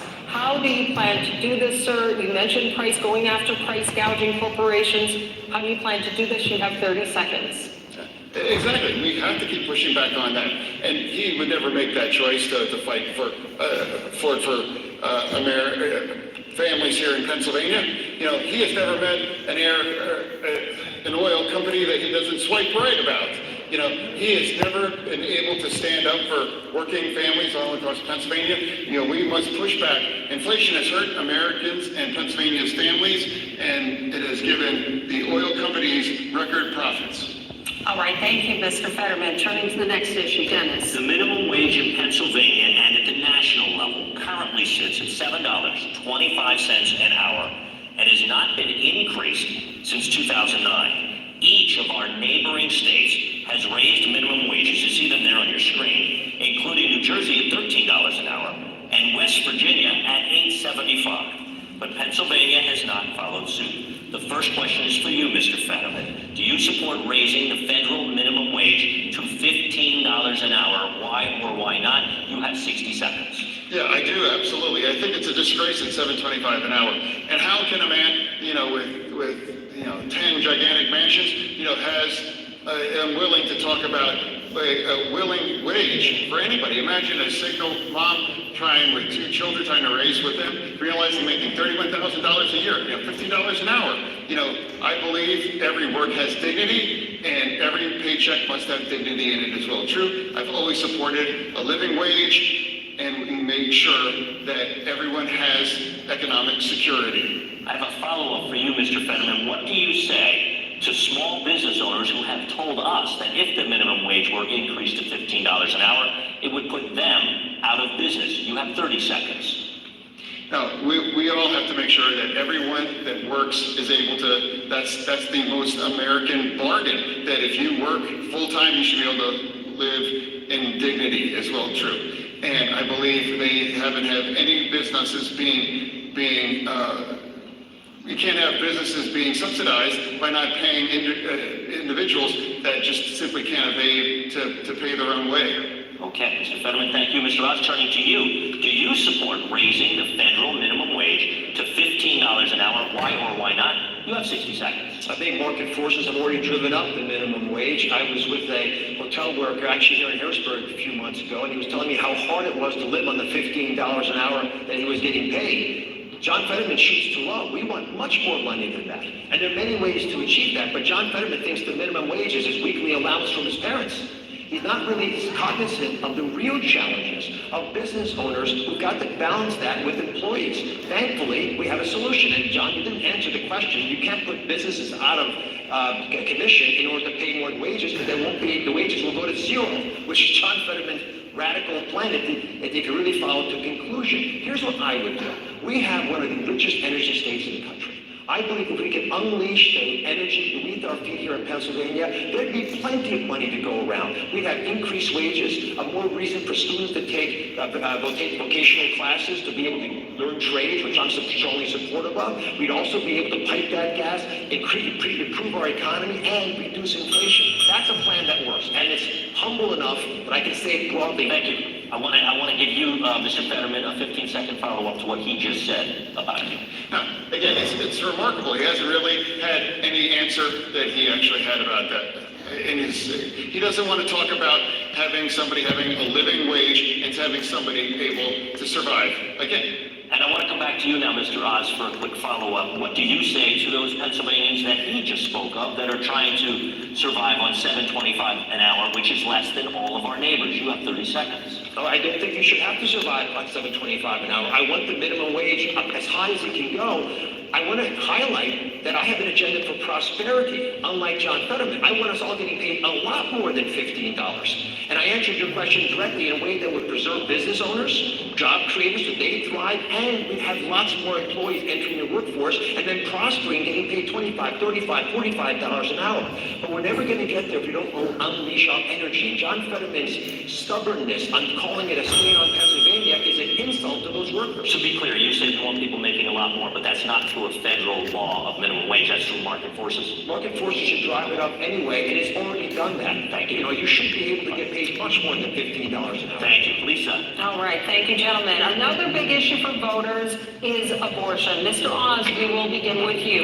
You say that you're pro-life, but you do support abortion exceptions in the cases of rape, incest, and to protect the life of the mother. Aside from those three exceptions, should abortion be banned in America? 60 seconds. There should not be involvement from the federal government in how states decide their abortion decisions. As a physician, I've been in the room when there's some difficult conversations happening. I don't want the federal government involved with that at all.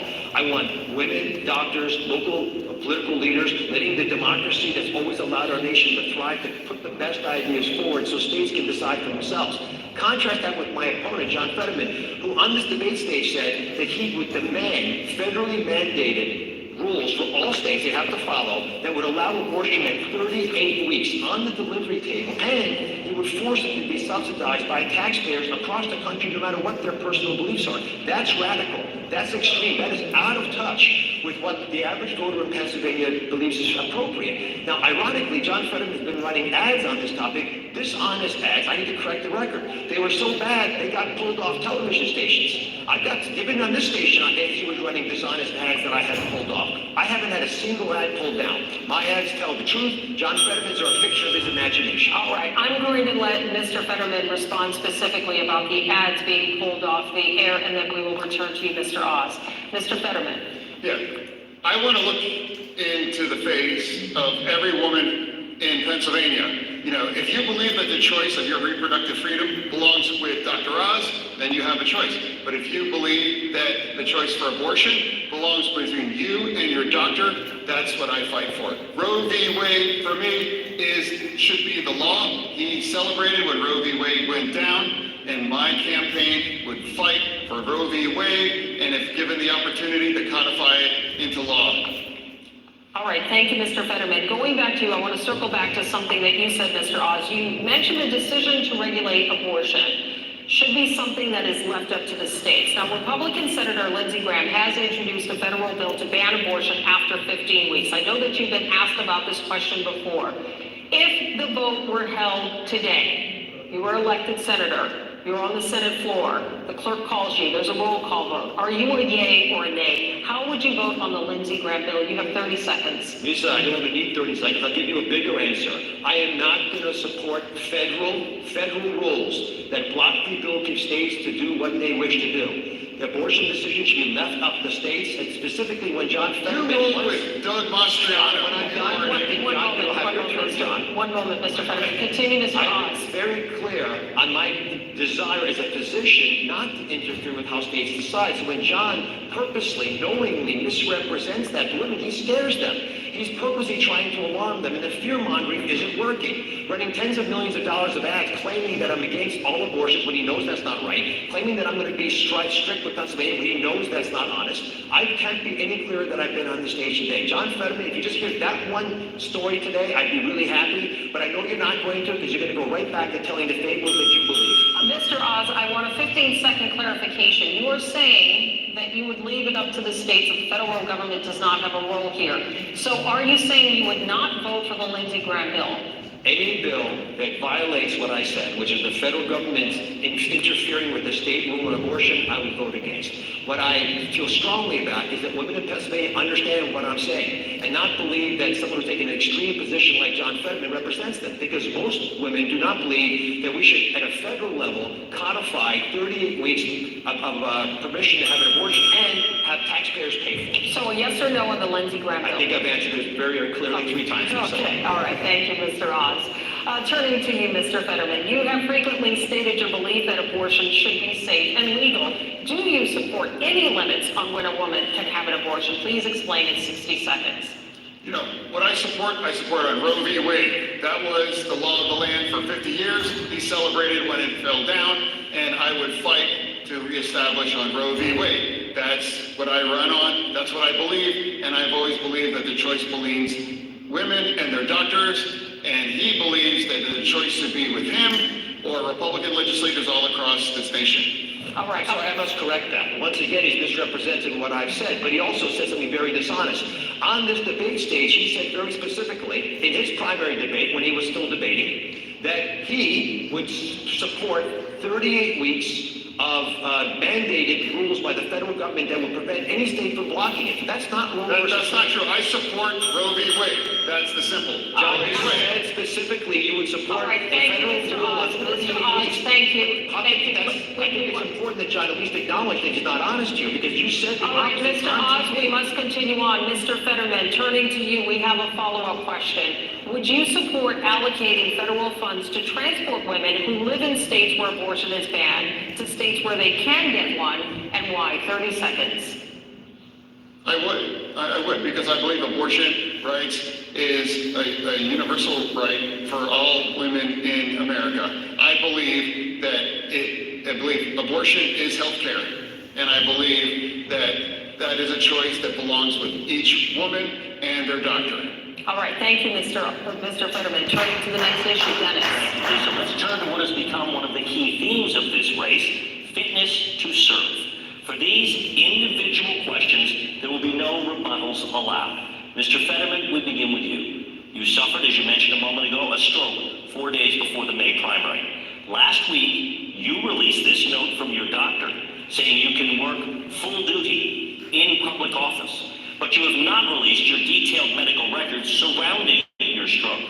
Mr. Fetterman, will you pledge tonight to release those records in the interest of transparency? You have 60 seconds. To me, for transparency is about showing up. I'm here today to have a debate. I have, speeches in front of 3,000 people in Montgomery County, all across Pennsylvania, big crowds. I believe if my doctor believes that I'm fit to serve, and that's what I believe is appropriate. And now with 2 weeks before the election, I have run a campaign, and I've been very transparent about being very open about the fact we're in use captioning. And I believe that, again, my doctors, the real doctors that I believe, they all believe that I'm ready to be served.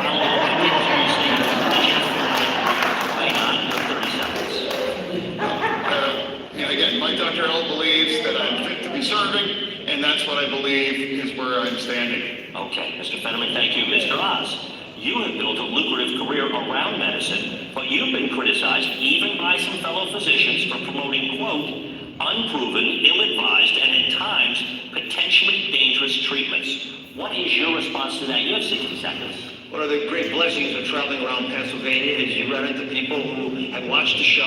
They thank me very much for giving them life-saving advice on chronic issues like high blood pressure or dealing with their anxiety. The show did very well because it provided high-quality information that empowered people, which was exactly what I want to do when I'm a senator. Give people the power. Let them make decisions for their well-being. Now, John Fetterman's approach to health is a very dangerous one. He believes we should socialize medicine. He embraced this with Bernie Sanders, who he endorsed. The two candidates called themselves the two most progressive people in America. When you have socialized medicine, Dennis, you shut down the ability of people to get access to health care. Doctors stop practicing. There are no medications available. The lines get long. It's a disaster, and it puts people at risk. So I don't believe we should allow socialized medicine, the abolition of all private health care insurance in America, and radical positions like the ones taken by John Fetterman make it too extreme to serve. If we're going to bring balance to Washington, you've got to bring people who understand the ramifications. Even Joe Biden called John Fetterman's idea, I'll quote him, preposterous. Mr. Fetterman, I'm going to let you respond in just a minute, but I have a follow-up for you first, Mr. Oz. Did you or your company make a profit from promoting those products? You have 30 seconds. I never sold weight loss products as described in those commercials. It's a television show, like this is a television show, so people can run commercials on the shows, and that's a perfectly appropriate and very transparent process. I ruffled a lot of feathers on my show because I told people the truth, and I'm proud of that, and I'll do the exact same thing as a U.S. Senator.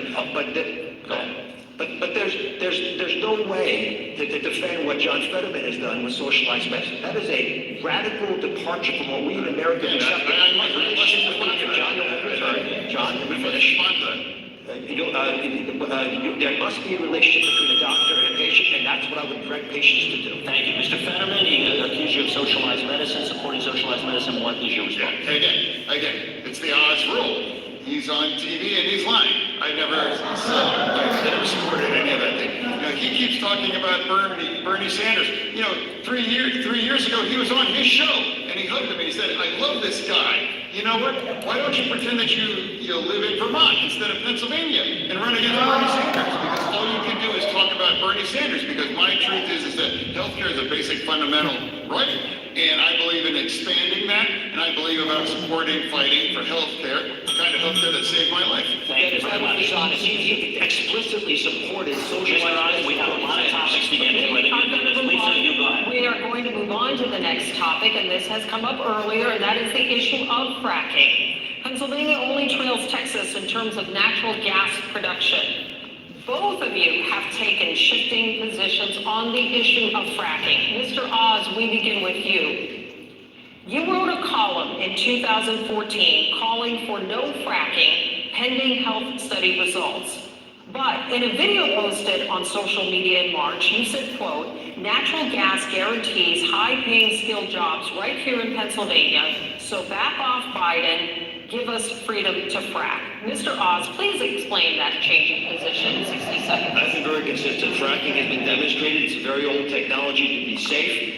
It is a lifeline for this Commonwealth to be able to build wealth, similar to what they've been able to achieve in other states. For that reason, I strongly support fracking, drilling, the piping of that natural gas. In fact, I built a facility even in Philadelphia so we can export it to our allies and help them, the ones that are struggling now in Eastern and Western Europe because of the Ukrainian war. John Fetterman calls fracking a stain on Pennsylvania. He says that he was signed a moratorium to ban its continued use. He's against pipelines. He supported the vote against the Keystone pipeline that ended up shutting it down. He supports Biden's desire to ban fracking on public lands, which are our lands, all of our lands together. This is a extreme position on energy. If we unleashed our energy here in Pennsylvania, it would help everybody. Why John Fetterman is so rigidly stuck on fighting back against energy companies is stunning to me, because it's the jobs I want. Tens of thousands of high-paying jobs to help Pennsylvania. Thank you, Mr. Oz. Oz rule. Mr. Fetterman. Yeah, I absolutely support fracking. In fact, I live across the street from a steel mill, and they were going to frack to create their own energy in order to make them more competitive. And I support that. Living closer to anybody else in Pennsylvania for fracking to myself. I believe that we need independence with energy, and I believe I've walked that line my entire career. I believe Democrats... Mr. Fetterman, I do have a specific question which you can continue on this topic, but you have made two conflicting statements regarding fracking. In a 2018 interview, you said, quote, I don't support fracking at all, I never have. But earlier this month, you told an interviewer, quote, I support fracking, I support the energy independence that we should have here in the United States. So Mr. Fetterman, please explain your changing position, 60 seconds. I've always supported fracking, and I always believe that independence with our energy is critical, and we can't be held, ransom to somebody like Russia. I've always believed that energy independence is critical, and I've always believed that, and I do support fracking. You've never taken any money from their industry, but I support how critical it is that we produce our own energy and create energy independence. I must correct the record. Just a second, Mr. Oz, I do want to clarify something. You're saying tonight that you support fracking, that you've always supported fracking, but there is that 2018 interview that you said, quote, I don't support fracking at all. So how do you square the two? I do support fracking, and I support fracking, and I stand, and I do support fracking. Okay, thank you, Mr. Fetterman. On to Lisa, it's not just a statement you read. There are multiple pictures of inside. We have to move on. We have to get the fundamentals of the truth out here. John We have a lot of topics. We have a lot of topics. You will have a chance to have that at your point. One comment then. The energy industry. We have to move on. We must move on, Dennis. On to the new topic. We want to now turn to public safety. Mr. Fetterman, Republicans have called you dangerously soft on crime. The Pennsylvania State Troopers Association has endorsed Democrat Josh Shapiro for governor. But in this race, it endorsed your Republican opponent, Mr. Oz. What is your response to those endorsements? And what is your response to accusations that you are, quote, dangerously soft on crime? You have 60 seconds. I believe that I run on my record on crime. You know, I ran to be mayor back in 2005 in order to fight gun violence, and that's exactly what I did. And working with the police and working with our community, I was able to stop gun violence for 5.5 years as mayor. Never accomplished before or since my time as mayor, because I'm the only person on this stage right now that has been successful about pushing back against gun violence and being the community more safe. You know, all he's done is just put a plan up on his website in the last 24 hours. He has no experience. He has never made any attempt to try to address crime during his entire career, except showing up for photo ops here in Philadelphia. I will give you 15 seconds to respond to that, and then I have a question for you. The Fraternal Order of Police from Braddock, a small town, he represented, endorsed me. They supported me because what he's saying is not true. Violence skyrocketed in Braddock. I mean, the town wasn't in a good shape when John got there. It got worse when he was there. People kept leaving. So, of course, you're going to have, all kinds of aberrations. But, John, the city was dangerous under your leadership, and that's why I don't want to turn to you now, Mr. Oz. This past summer, Congress passed the first gun control bill in decades. That would not have happened without the support of the man you are running to replace Pat Toomey. How would you have voted on that bill, and would you continue Toomey's legacy as being one of the lead Republicans in Congress on pushing for gun reforms? You have 60 seconds. I have been supported by Pat Toomey. I've enjoyed working with him. I think he's done a wonderful job. There are parts of that bill that I like a lot. For example, I like the fact that there are background checks that are being strengthened now, so we can make sure that people who should not have guns don't get guns. I also like the fact that there was a lot of money invested for mental health, which is an important part of the equation. I've been to Philadelphia. I've done prayer vigils with black clergy leaders who are desperately trying to save the people in their community. Half the murders in Philadelphia are committed by people under 18. We have got to get mental health services to these people, and it's not happening now. But part of the problem is that we have taken away the ability of police to do their job, and that's on John Fetterman. Because John Fetterman has taken such a harsh position against them. He's undermined them at every level, taken away some of their funding. He's pushed for Krasner, who he admires tremendously. He's spoken highly of him just this week. He's taken his policies to a new extreme. He's argued that people should be let out of jail without any bail, no matter what they did to get in there. He's argued to release 1/3 of all prisoners. 1/3 of all prisoners out of touch. Quickly, 15 seconds. Would you have voted for that Pat Toomey supported? There are things that I think most of us appreciate. I wasn't there at the time, so I can't speak to what was possible. But I do know there are parts of that bill that do make sense, and the ones I described should be followed. Let's see how it works out. Okay, thank you. Lisa? On to our next issue, and that is illegal immigration. It has been a problem in the United States for decades, but it is now spiking. U.S. Customs and Border Protection just released numbers from fiscal year 2022. They show more than 2.7 million total enforcement actions in the U.S. That is the most ever. Mr. Oz, beginning with you. Republican governors in the South have been sending migrants to Democratic-run cities and states without a plan or without any coordination. It is certainly gaining a lot of attention, but is it an effective way to deal with the influx of migrants? You have 60 seconds. Lisa, we have a catastrophe at the border, and we should not have sanctuary cities as John Fetterman has tried to introduce. But I've been into the parts of Philadelphia and Allentown and Reading, where we have large Latino populations. I understand the challenges of the border. My father was an immigrant. My mother were immigrants. I understand what legal immigration offers us, but the completely porous, open nature of our border, which John Fetterman supports, has created a humanitarian crisis with cartels profiting with human trafficking operations. They take the money, they buy narcotics from China, and bring that into our country, and it's making every state a border state. Pennsylvania is already a border state because we're top 3 in the country in fentanyl overdoses. Lisa, I can't go anywhere where it's a big event where I don't meet multiple people who say their personal lives have been destroyed because of fentanyl overdoses. Yet John Fetterman not only wants an open border, not only supports sanctuary cities, but he wants to legalize all hard drugs in America, including narcotics. That is, out of touch with everybody. That radical position was tried in Oregon, which he endorsed, 50% homicide increase rate. Oh, one moment. I will give a 15-second rebuttal. Yeah, that is, again, that's rule. That is just not true.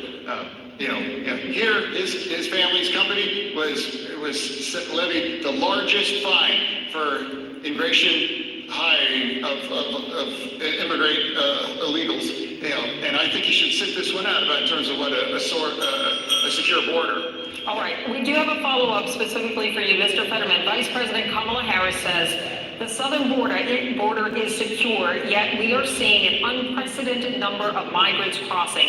Is the border secure? And if not, what would you do to fix what both parties are calling a crisis? You have 60 seconds, Mr. Fetterman. I believe that a secure border can be compatible with compassion. I believe we need a comprehensive and bipartisan solution for immigration. That's what I believe. I don't ever recall in the Statue of Liberty that they say, take our tired, huddled masses and put them on a bus and use cheap political stunts about that. I believe we have to develop a comprehensive and bipartisan solution to address our issue here for immigration here in our nation. All right, thank you, gentlemen. On to the next John's not addressing the elephant in the room. We have to move on to the next issue. We will be circling back on that. Turning now to foreign policy, Mr. Fetterman, what do you believe is the greatest foreign threat to the United States of America? You have 60 seconds. I believe, is right now is China. I believe China is not our friend. And I believe that we can't be able to push back and we need to stand against China. And I believe that Dr. Oz has chosen to manufacture all of his merchandise on his name on it in China. Which one of us on this stage is going to stand up against and stand firm against China? And I believe that's our single biggest issue right now, to make sure that we address China and make sure that we know that it's not our friend. Mr. Oz, what do you believe is the greatest foreign threat to the United States of America? You have 60 seconds. The fact that our country's not projecting strength.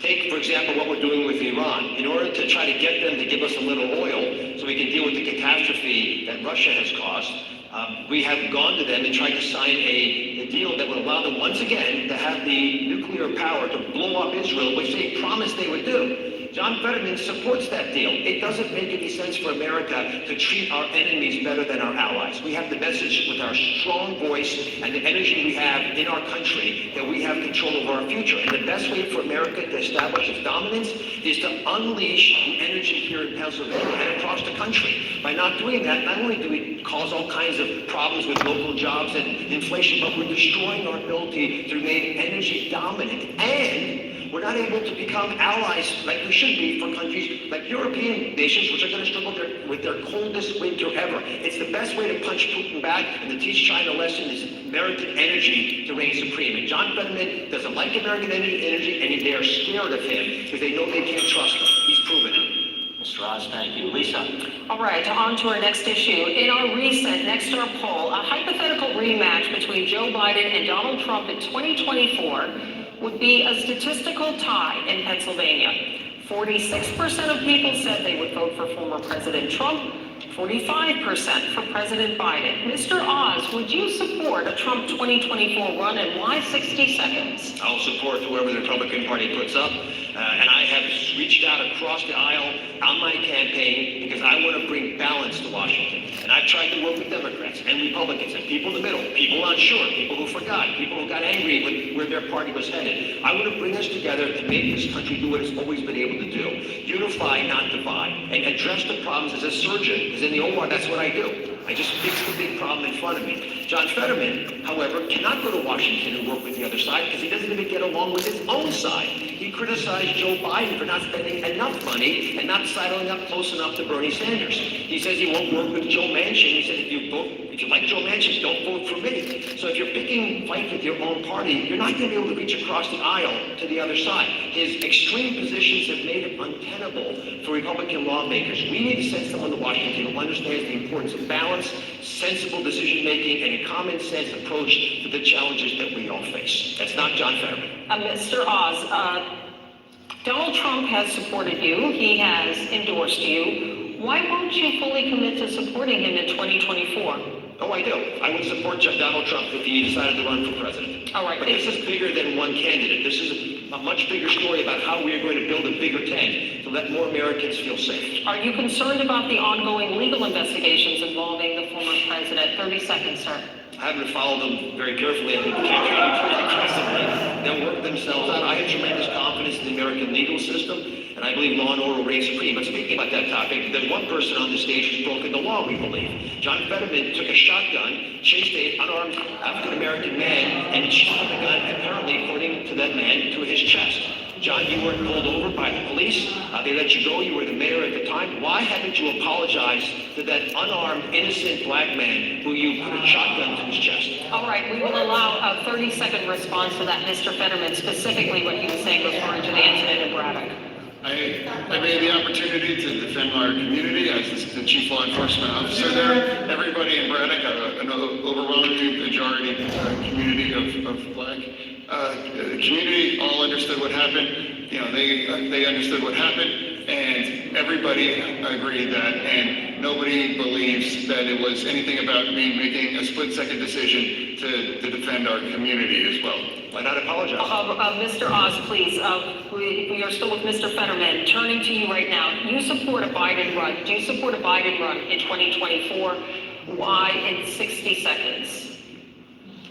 That's obviously, it's up to his choice whether he, and if he does choose to run, I would absolutely support him, but ultimately that's ultimately only his choice. All right, thank you, Mr. Fetterman. A follow-up question on this. Our Next Door poll shows 51% of Pennsylvania voters disapprove of the president's job performance. You have publicly supported many of his policy positions. Are there any that you disagree with? 30 seconds.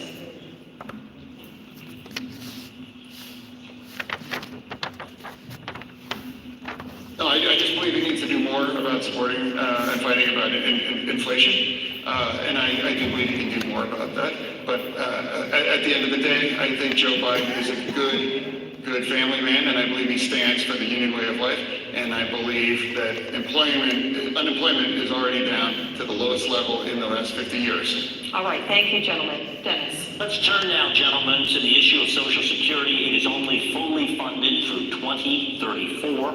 Many Americans are worried that they will never receive their full benefit or have to accept cuts to their benefits. Mr. Fetterman, how are you going to make sure it is there for them? You have 60 seconds.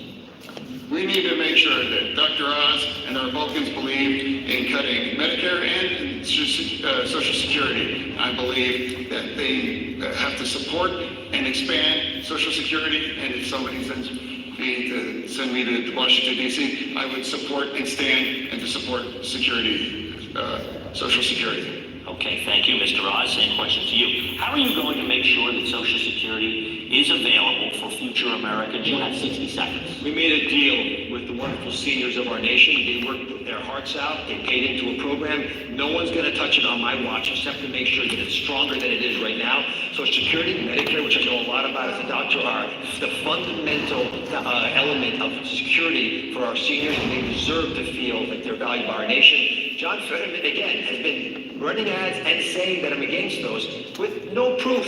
I never said anything different than what I'm saying to you on this stage. But in an effort to fearmonger with people who are older and can be taken advantage of, you'll run these ads. John, it's reprehensible, but it's also reflective of your approach to doing these things. You haven't shown up on the campaign trail. You haven't answered questions from voters, not once on the campaign trail. You haven't answered questions from media, once on the campaign trail, given just to show off that you can do it. And this is the only debate I could get you to come to talk to me on. And I had to beg on my knees to get you to come. And if it wasn't for Dennis probably getting involved, I don't think it would have happened. Look, seniors need to know more about your radical left positions, and I need to be able to tell them about my positions. That's what democracy is built on. We exchange ideas, the voters decide. You have to get them from. Mr. Oz, I'm going to let you have 15 seconds in a moment, Mr. Fetterman, but can you give us a specific example of what you would do to protect Social Security? Well, for one, we have to make sure that it adequately increases with the higher inflation rates that we have. So we've got to make that 4% of wasted money that right now is in the budget redirected appropriately. And one of the first places that I would use it is Social Security and Medicare. Here's the reason. One of the worst things we can do to a people is give them bad quality care. And so if you have people who are not going to see a doctor, for example, because they can't afford it, they'll get sicker, bad medicine leads more cost, and no one benefits. Thank you. Mr. Fetterman, you said a few things a moment ago. I want to give you 15 seconds to respond to those.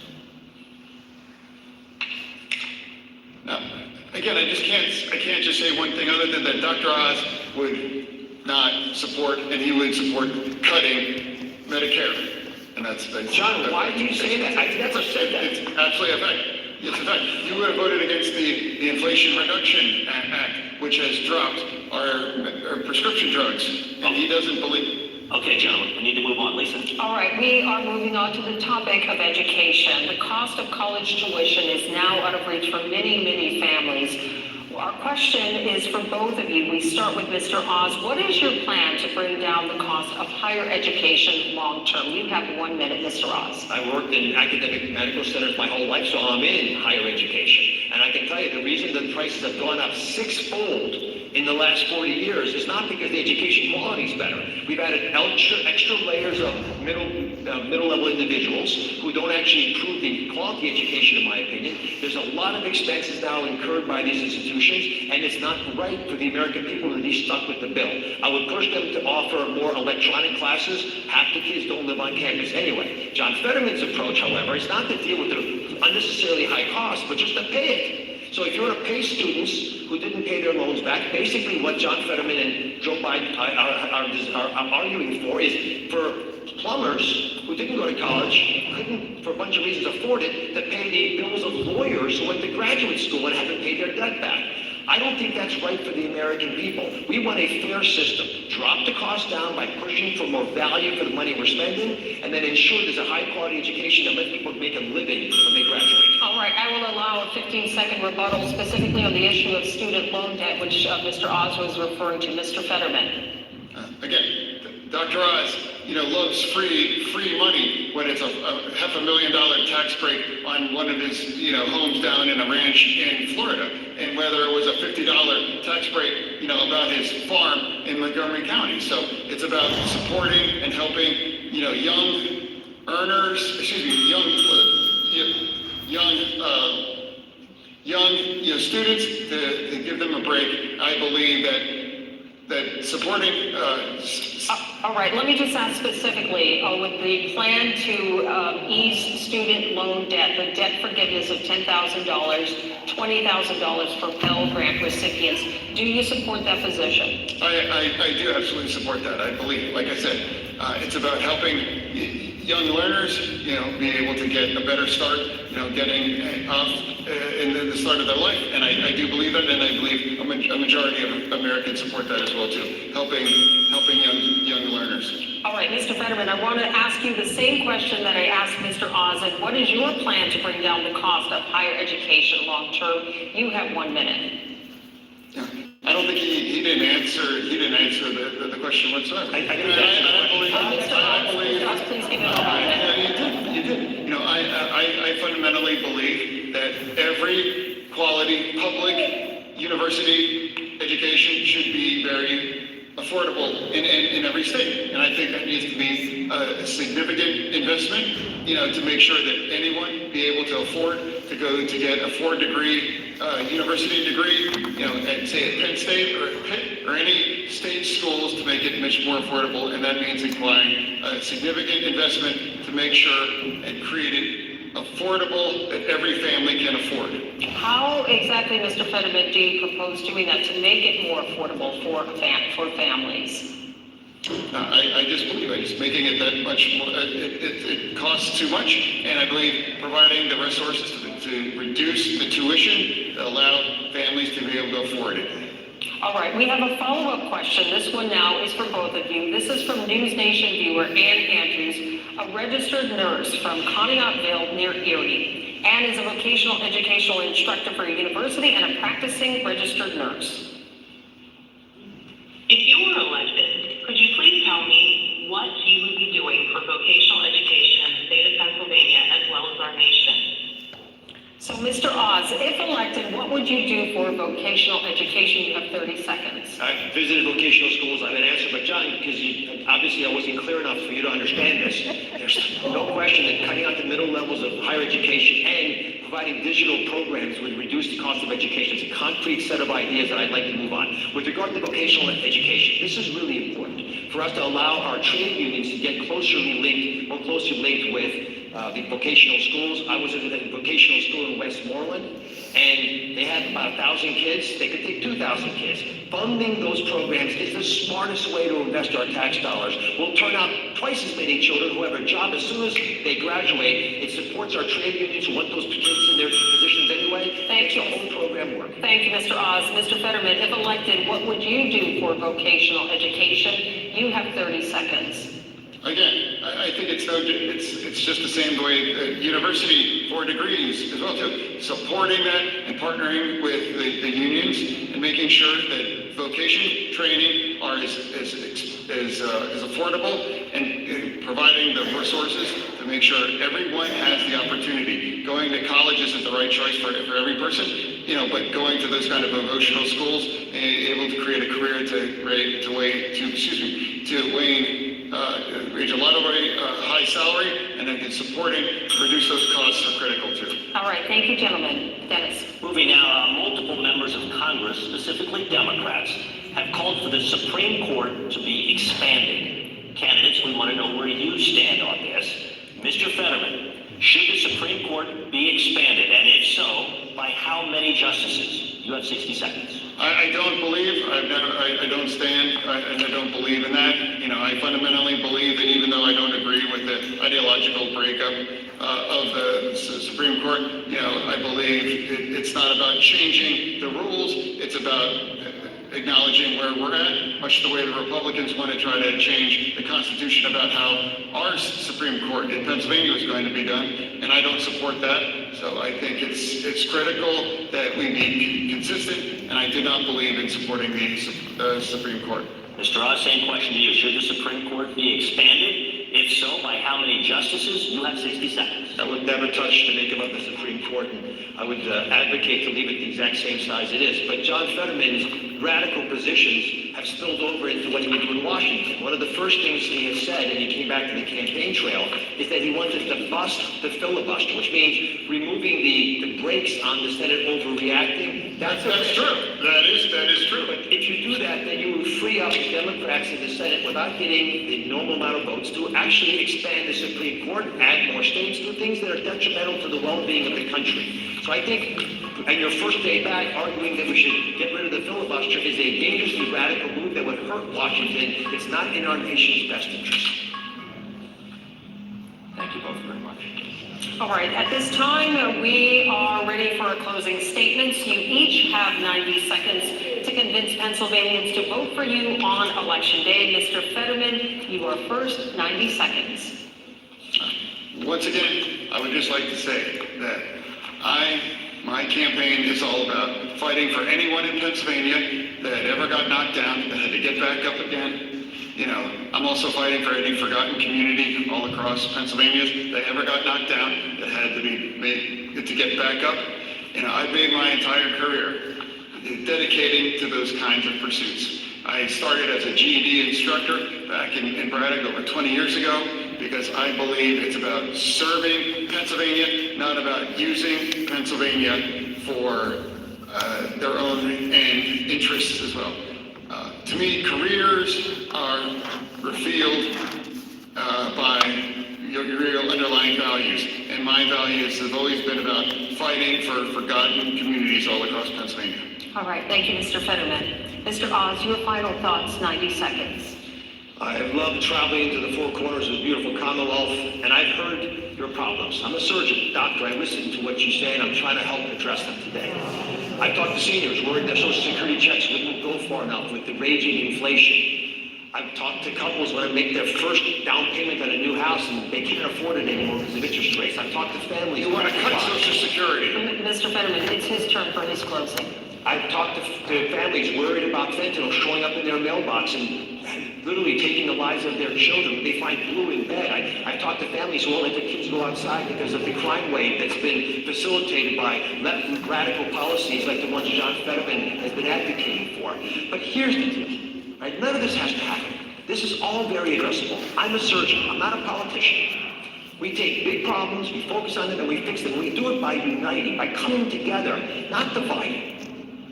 And by doing that, we can get ahead. But I've got one question to challenge you with, just one question. If you take what I'm saying to heart, ask yourself this and others in your family. Are you unhappy with where America's headed?